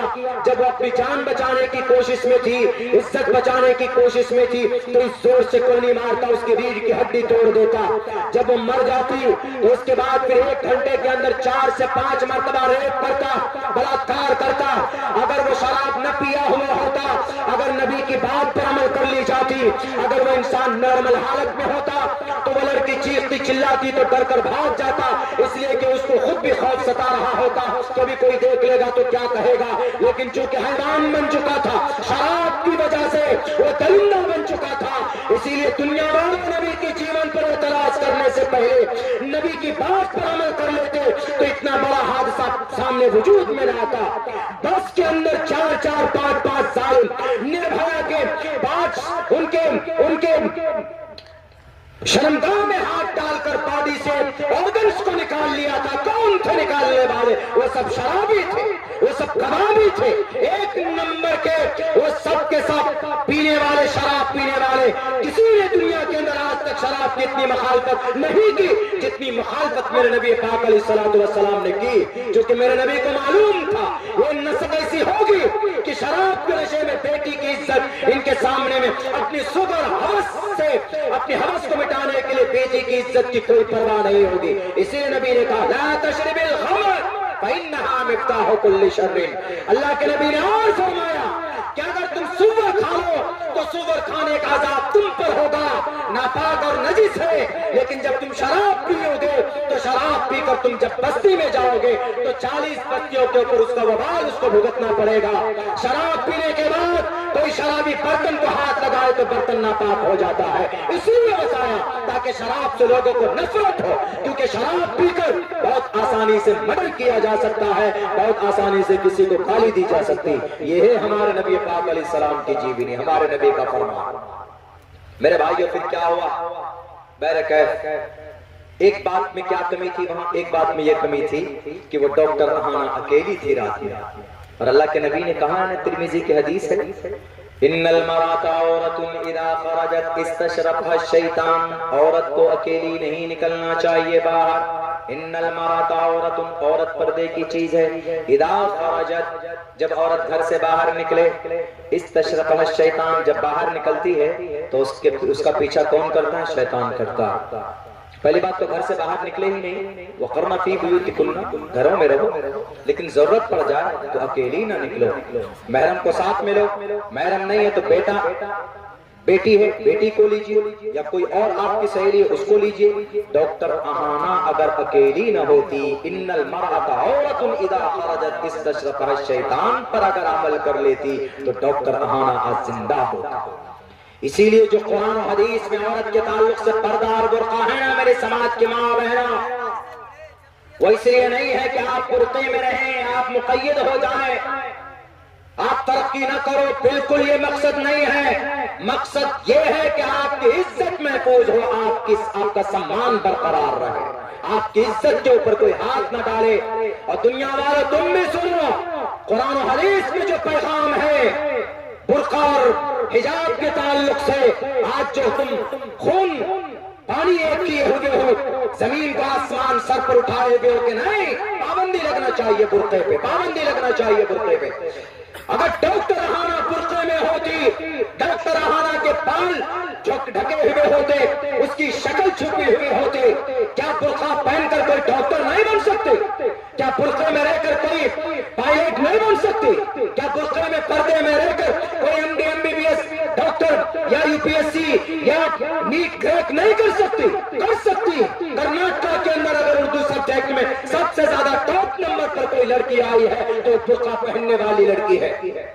اسی لیے خامخواہ برقع عورت کی عزت اور سمان، اس کی عزت کو محفوظ کرنے کے لیے، اور کوئی مقصد نہیں ہے برقع اور حجاب. اور یہ چیز صرف قرآن میں نہیں، یتر ناریستو پوجنتے رمنتے تتر دیوتا تتر تاستو نہ پوجنتے نہ رمنتے نہ تتر دیوتا. کتنی اچھی بات کہی گئی ہے ویدات میں. پرشنوتری میں کہا گیا کہ عورت کا سمان کرو، عورت کی عزت جیسے محفوظ ہو ویسے محفوظ رکھو. یہ نہیں کہ بس عورت کو یوز اینڈ تھرو، عورت کو استعمال کیا پھینک دیا. عورت کی عزت کتنی سستی کر دی ہے دنیا والوں نے، بہت غلط بات ہے. میرے بھائیوں، میں نوجوانوں سے خصوصاً یہ کہوں گا کہ نوجوانوں، آپ کا یہ جلسہ ماشاءاللہ بہت اچھا اور کامیاب، لیکن اس وقت اس امت کو کچھ چیزوں پر ابھی بہت حساس طریقے پر محنت کی ضرورت ہے. وہ کیا ہے؟ اپنے عمل کو سدھارنے کی ضرورت ہے. دوسروں کو گالی دینے سے پہلے ہمیں اپنے اندر سدھار کی ضرورت ہے. آج جو یہ امت اتنی لٹ رہی ہے، ہماری مسجدیں برباد ہو رہی ہے. ہم نے پہلے بھی اس دن جلسے میں کہا تھا، یہاں پر بھی کہتا ہوں کہ ہمارا مسلمانوں کا عمل اتنا خراب ہو چکا ہے. علماء بیٹھے ہیں، شاید معلوم نہ ہو، آپ کے اتر پردیش میں بھی جو مدرسے کے اوپر پابندی لگنے کی بات کی، لیکن الحمدللہ سپریم کورٹ کا اچھا فیصلہ آیا. تو یہ پتا ہے ہم کسی کو غلط نہیں کہہ رہے، ہم اپنے کو غلط کہہ رہے ہیں. تو یہ جو ہائی کورٹ میں جو فیصلہ تھا کہ بھئی مدرسہ غلط ہے، بھارت کے اندر یہ اتر پردیش میں جتنے بھی مدرسے ہیں، مدرسہ ایکٹ غلط ہے، یہ کہا تھا. تو پتا ہے اس میں جو یاچکا داخل کی گئی تھی، یاچکا داخل کرنے والے کون تھے؟ آپ کہیں گے کہ ہو سکتا ہے کہ کوئی سناتن دھرمی ہوگا، کسی کا نام وجے ہوگا، کسی کا نام انل ہوگا، کسی کا نام مشرا ہوگا، کسی کا نام کچھ ہوگا، کسی کا نام کچھ ہوگا. بالکل نہیں. 5 یاچکا کرتا میں سے 4 یاچکا کرتا مسلمان تھے، ان میں سے ایک محتمم صاحب بھی. اسی لیے آپ کو نقصان آپ کے قوم کے لوگوں سے ہو رہا، ہمارے عمل بد کی وجہ سے ہو رہا. 23,000 مدرسے ہیں اتر پردیش میں، 23,000.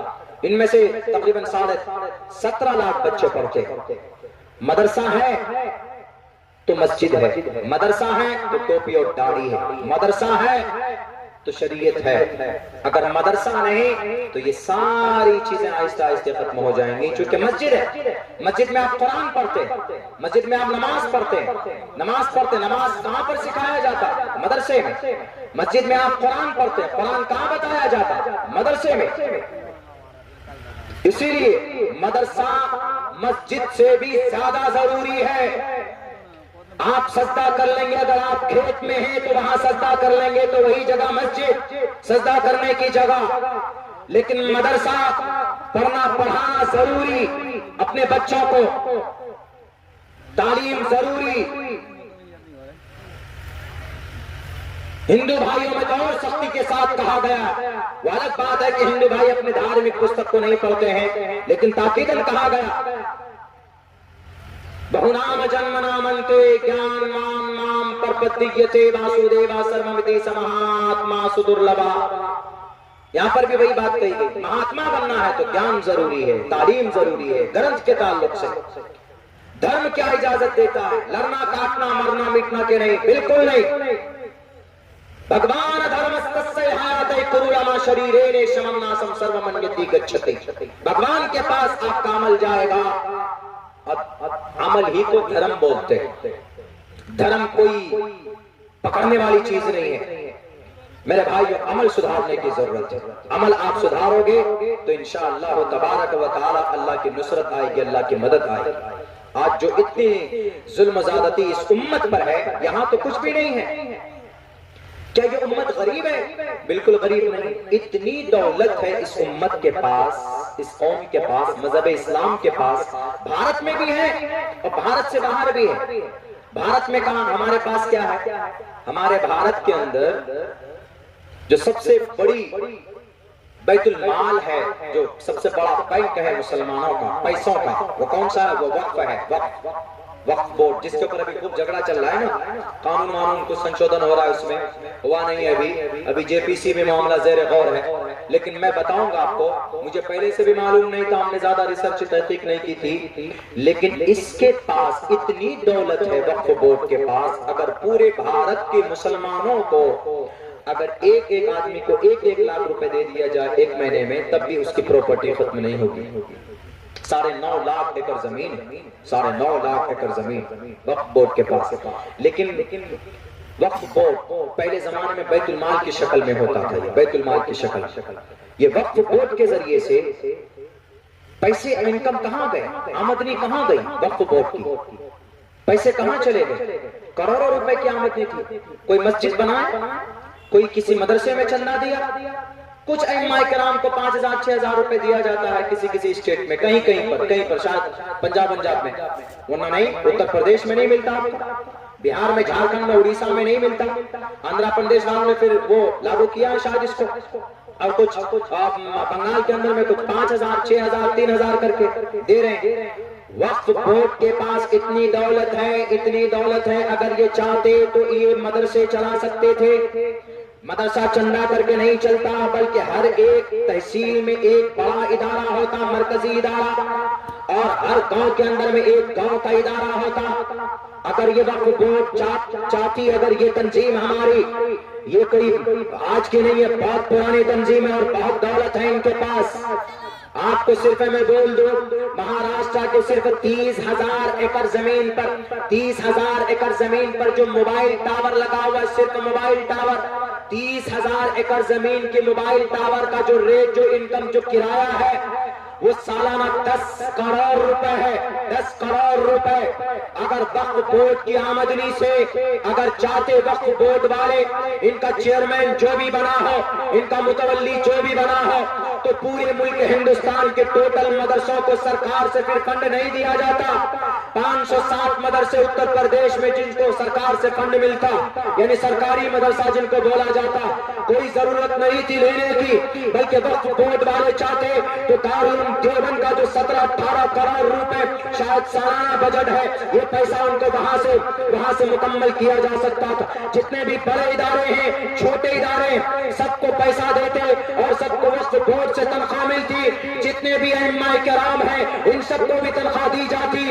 और अगर जरूरत पड़ती कहीं पर हॉस्पिटल कायम करने की, तो हम नहीं भीख मांगते सरकारों से कि हमें हॉस्पिटल चाहिए, बल्कि हमें समाज की खिदमत के लिए वक्फ बोर्ड बना है, इसलिए उसके ऊपर प्रॉपर्टी आई ही इसलिए ताकि बंदगान खुदा को फायदा हो।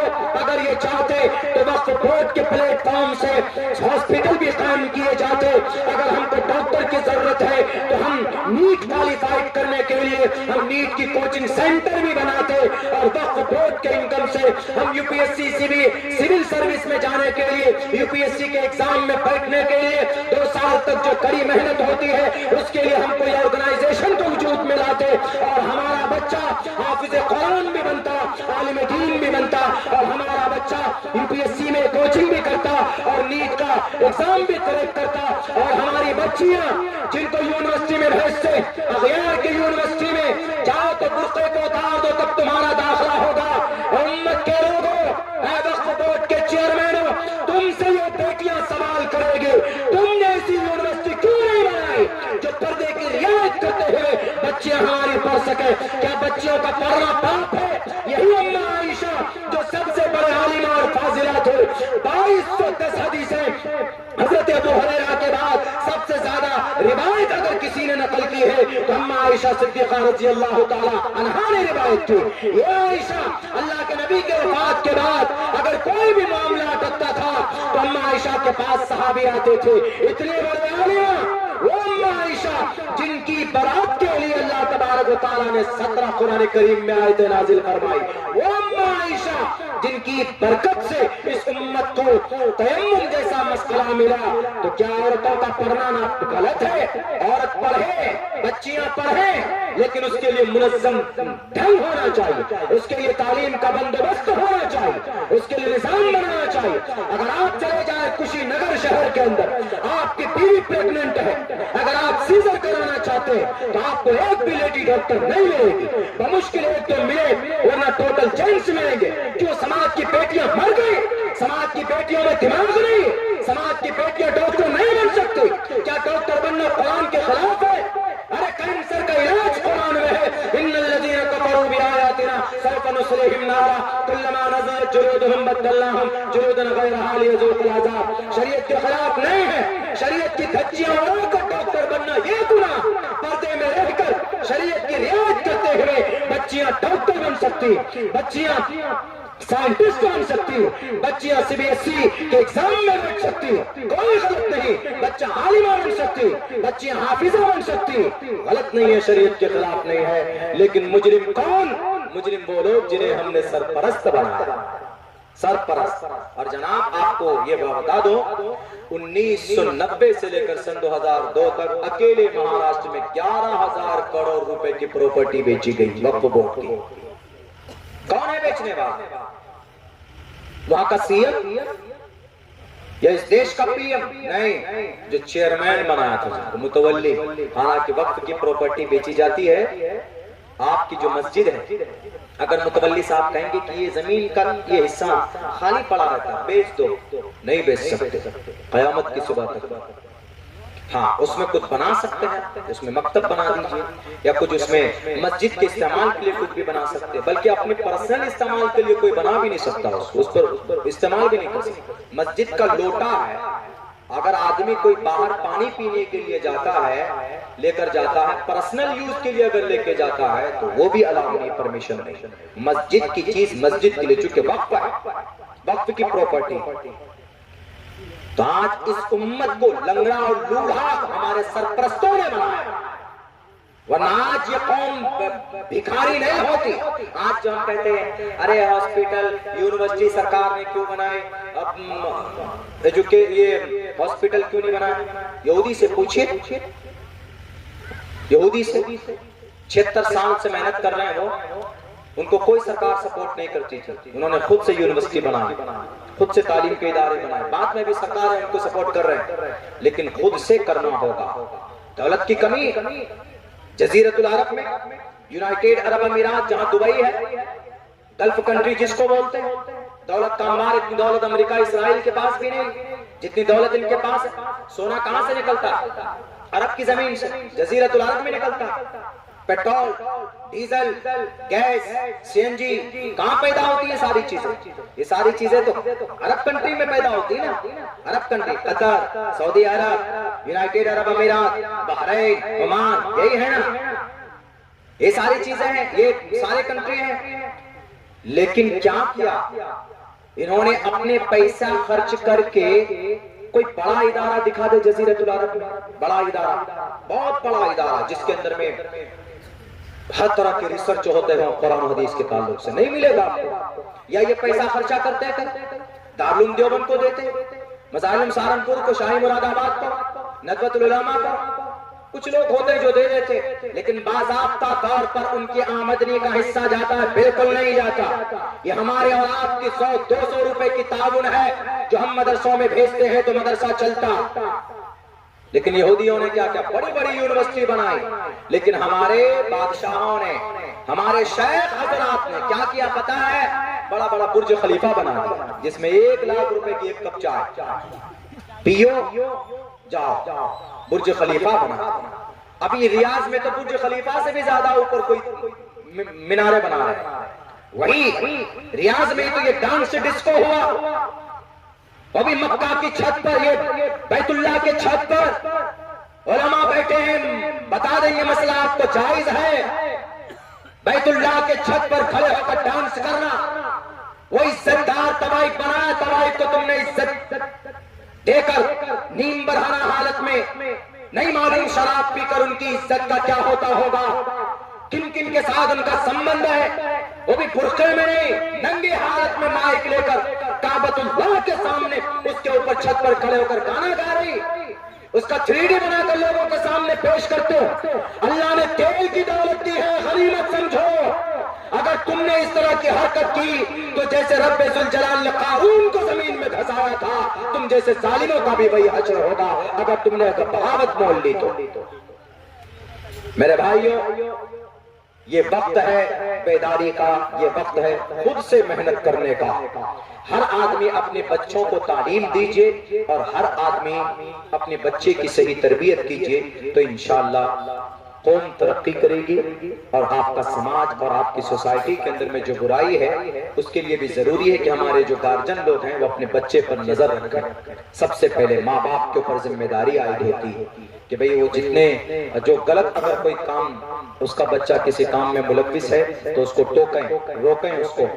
اس لیے کہ پنڈت دیانند سرسوتی جی نے بھی بہت اچھی بات کہی ہے، ماترمان پترمان چاریاوان پرشو ویدا پرشستا دھارمکی ودیتی یس سماسمکمہا، کہ ماں کی ذمہ داری پہلے بنتی ہے، چونکہ ماں ہمیشہ بچے کے اوپر ماں کی نظر رہتی ہے، اس کے بعد پھر باپ کی ذمہ داری بنتی ہے۔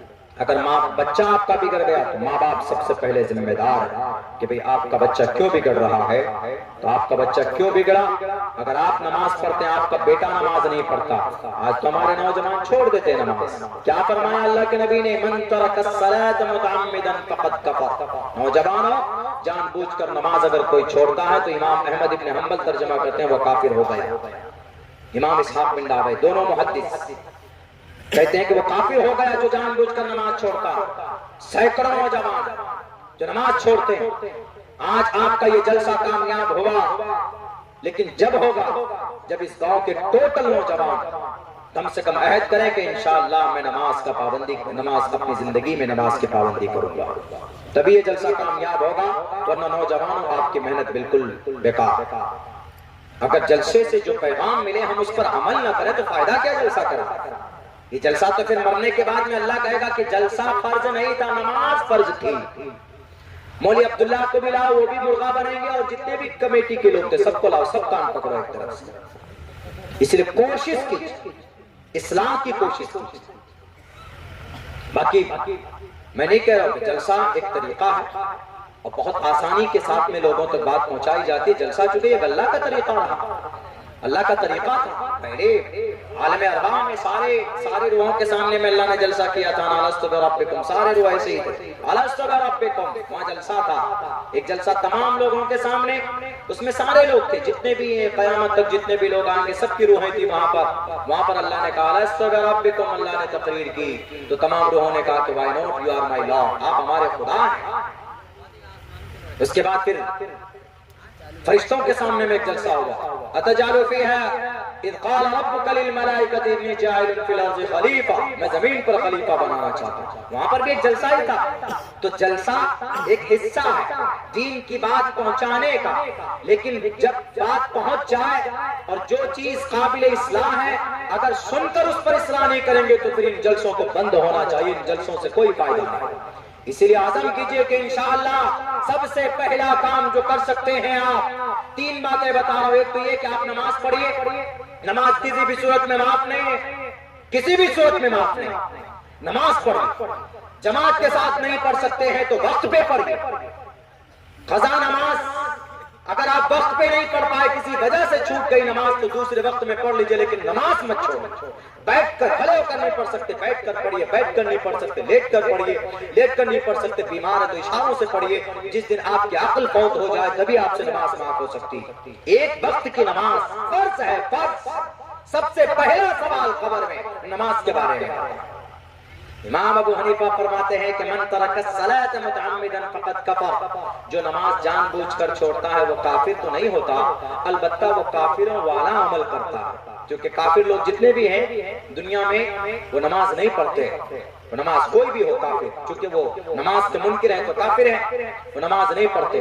کفر اور اسلام کے درمیان میں نماز ایک بڑی شناخت ہے، ایک پہچان ہے۔ جب آپ نماز پڑھیں گے تو مسجدیں آباد ہوں گی، تو مسجدیں شہید نہیں ہوں گی۔ آج نئے نئے طریقے پر مسجدوں کو شہید کرنے کے لیے کوششیں کی جا رہی۔ ہوا دنگا سنبھل میں، 3 لوگ مر گئے۔ ہمیں بھی یہ بڑا وہ ہوتا ہے کہ پتہ نہیں کیا ہے عدالت کے جج حضرات کو، وکیل حضرات کو، ارے اتنے ریپ ہو رہے ہیں، بےایمانی ہو رہی ہے، لوٹ مار، ان سب پر کوئی قانون نہیں بناتے آپ، اتنی جلدی ایکشن تو لیتے نہیں۔ فلاں مسجد ہے، اس کو بابر بادشاہ نے توڑ کر بنایا تھا، وہ وہاں پر سنبھل میں جامع مسجد ہے، اس لیے اس کی چھان بین ہونی چاہیے۔ کیا ضرورت ہے؟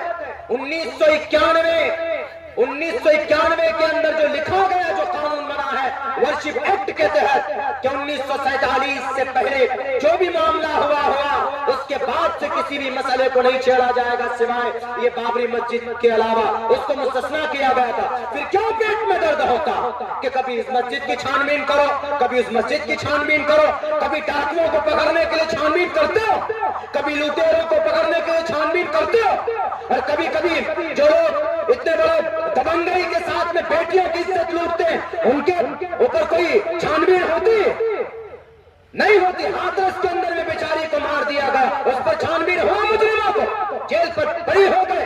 ایک تو بڑے ایم ایل اے صاحب ہے جناب، جو بڑی پارٹی سے تعلق رکھتے ہیں، مجرم ہے، ریپسٹ ہے، اس پر چھان بین کرو، نہیں کرتے ان سب چیزوں میں۔ ارے دیش جس سے ترقی کرے اس پر قدم بڑھانے کی کوشش کرو، محنت کرنے کی کوشش کرو۔ یہ کیا مسجد مندر ٹوٹل مسجدیں لینا چاہتے، لے لو، نہیں ضرورت ہے۔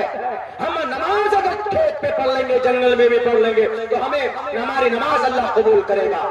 توڑ دی گئی ساری مسجدیں غزہ پٹی کی، ملا دی گئی زمین میں، لیکن آپ پوچھئے غزہ پٹی کے نوجوانوں سے، وہ مسجد کے ملبے پر کھڑے ہو کر نماز پڑھتے۔ نماز کو ادا کرنے کے لیے مسجد ضروری نہیں ہے، مسجد زمین بنتی ہے، پاک زمین جہاں ہے، نماز کا وقت ہو جائے وہی نماز پڑھ لیجئے، تو وہی مسجد ہے ہمارے لیے۔ ایک بھی گھر تو نہیں چھوڑا گیا، مدرسے سارے بلڈوز کر دیے گئے، مسجدیں ساری شہید کر دی گئی، ایک بھی مدرسہ نہیں چھوڑا۔ لیکن پھر بھی پچھلے 400 دن میں 49,000 حافظ قرآن پیدا ہو رہے ہیں غزہ پٹی میں۔ مٹاؤ تم مدرسوں کو، مٹاؤ تم مسجدوں کو، دنیا کے ظالم یہودی، لیکن پھر بھی ان چیزوں کا تعلق کسی عمارت سے نہیں ہے۔ عبادت کے لیے مسجد ضروری نہیں ہے، مکتب کے لیے بلڈنگ ضروری نہیں ہے، بلکہ درخت کے نیچے بیٹھ گئے تھے تو جہاں پر ایک انار کے درخت کے نیچے، اسی درخت کے نیچے پڑھنے والا، شروعات کرنے والا شیخ الہند پیدا ہوتا۔ جن چیزوں پر کام کرنا ان چیزوں پر کرتے نہیں، خواہ مخواہ یہاں سروے کراؤ، وہاں سروے کراؤ، وہ مسجد میں تالا، وہ مندر میں، وہ مسجد کا جھگڑا، وہ مندر کا جھگڑا، یہ مسجد میں آتنکواد بنتے، یہ بنتے، وہ بنتے، خواہ مخواہ۔ اللہ ان سب چیزوں سے اس ملک کی حفاظت فرمائے۔ میرے نوجوان، 3 کام کرنا ہے، ایک تعلیم اور دوسری تجارت، کاروبار۔ خالی مت بیٹھیے۔ آپ 100 روپے کا پڑیا کھا جاتے ہیں ایک دن میں، بلکہ زیادہ ہی کھاتے ہیں، تو وہ 100 روپے آئے گا کہاں سے، یہ سوچو۔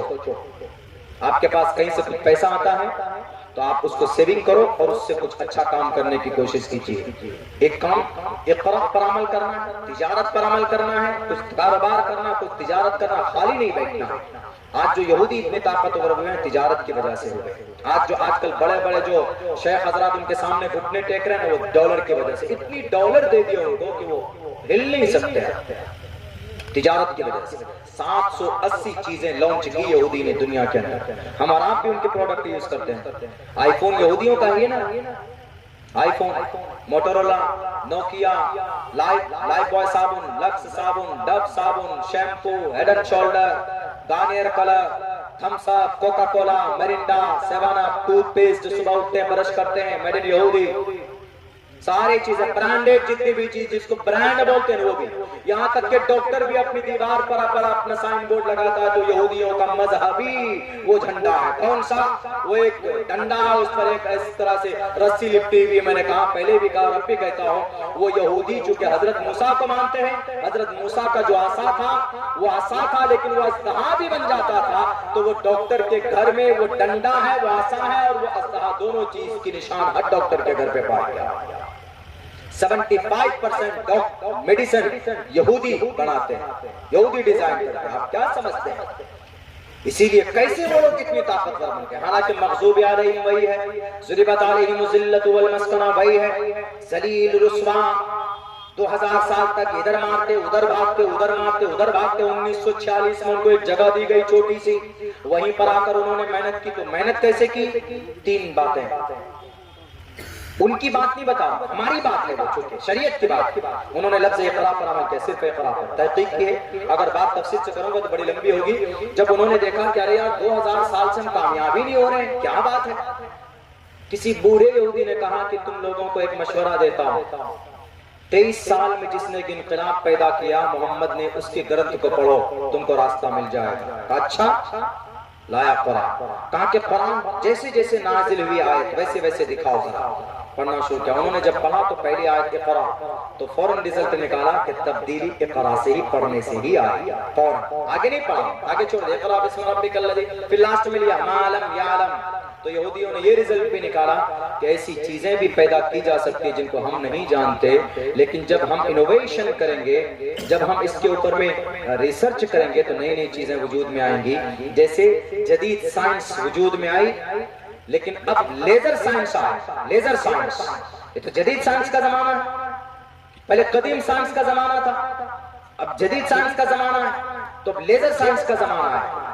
لیزر سائنس کا کیا ہوتا ہے؟ جیسے جدید سائنس میں آپ ہوائی جہاز میں بیٹھیے، راکٹ میں بیٹھے تو 2500 کلومیٹر دور جائیں گے 1 گھنٹے میں. لیکن جب لیزر سائنس کا زمانہ آئے گا تو آپ 1 گھنٹے میں 25 لاکھ کلومیٹر جائیں گے. Laser science. اور وہ کب ہوگا؟ جب دجال آئے گا. تو دجال کے پاس لیزر سائنس ہوگا. لیزر سائنس وہ بھی کہاں سے؟ قرآن میں ہے نا، اس کا بھی چرچا. وَيَخْلُقُ مَا لَا تَعْلَمُونَ عَلَّمَ الْإِنسَانَ مَا لَمْ يَعْلَمْ. تو اس پر یہودی نے محنت کرنی شروع کی. اللہ کے نبی نے 15 سال سے لے کر 40 سال تک تجارت کی ہے نبوت ملنے سے پہلے. آپ بیٹھے نہیں رہتے تھے، نہیں ایسے بیٹھے ہیں کچھ کام نہیں ہے، نہیں ایسے نہیں بیٹھے. تجارت کرتے تھے نبی پاک علیہ السلام. نہیں تھا پیسہ، لیتے تھے یہودی سے. پیسہ دو مجھے 2 لاکھ روپے. 2 لاکھ روپے دیے، کب دو گے؟ 1 ہفتے میں. تو لائے مال، لایا، بیچا، منافع رکھا. 1 ہفتہ پیدا ہونے سے پہلے دے دیتے. تب جا کر وہ یہودی اتنا متاثر ہوا کہ ارے یار یہ محمد ابن عبداللہ تو اتنا ایماندار ہے، 1 ہفتے کا ٹائم لے کر جاتا ہے، 1 ہفتے سے پہلے ہی 2,10,000 دے جاتا ہے. 10,000 گفٹ. تب جا کر اس یہودی نے نام رکھا اللہ کے نبی کا صادق الامین. یہ ہے. آج ہم لوگ بہت چیزیں ایسی ہیں نبی کی زندگی میں ہے جو ہماری زندگی کے اندر نہیں، اس لیے ہم کمزور ہیں. انتظار کرتے ہیں پڑھیں گے نوکری ملے گی تب کچھ کریں گے. کچھ کرو، فنی بنو، فنی. اور تیسری چیز اتحاد ضروری ہے، متحد ہونا ضروری ہے. یہ امت کی سب سے بڑی کمزوری متحد نہیں ہے یہ قوم، گاؤں کے اعتبار سے بھی، ڈسٹرکٹ کے اعتبار سے بھی، ملک کے اعتبار سے بھی. اسی لیے ان تینوں باتوں پر عمل کرنے سے انشاءاللہ تبارک و تعالی ہم ضرور کامیاب ہوں گے اس دنیا میں. اس لیے کہ اللہ نے سب سے بہترین خطاب آپ کے لیے وانتم الاعلون کا لفظ استعمال کیا ہے. تو اس سے صاف پتہ چلتا ہے کہ ہمارے عمل اگر سدھر جائیں تو انشاءاللہ سر بلندی پھر سے دوبارہ واپسی ہمارے مقدر میں ہوگی. اللہ سے دعا کرتا ہوں کہ اللہ سبحانہ و تعالی کہنے سننے سے زیادہ عمل کی توفیق عطا فرمائے، اور جو باتیں کہی گئی ہے خصوصاً نوجوانوں کو اپنی زندگی میں تبدیلی کی کوشش کرنے کی ان کو ہمت اور استقامت دے. بہت بہت شکریہ. جزاک اللہ. السلام علیکم ورحمۃ اللہ وبرکاتہ.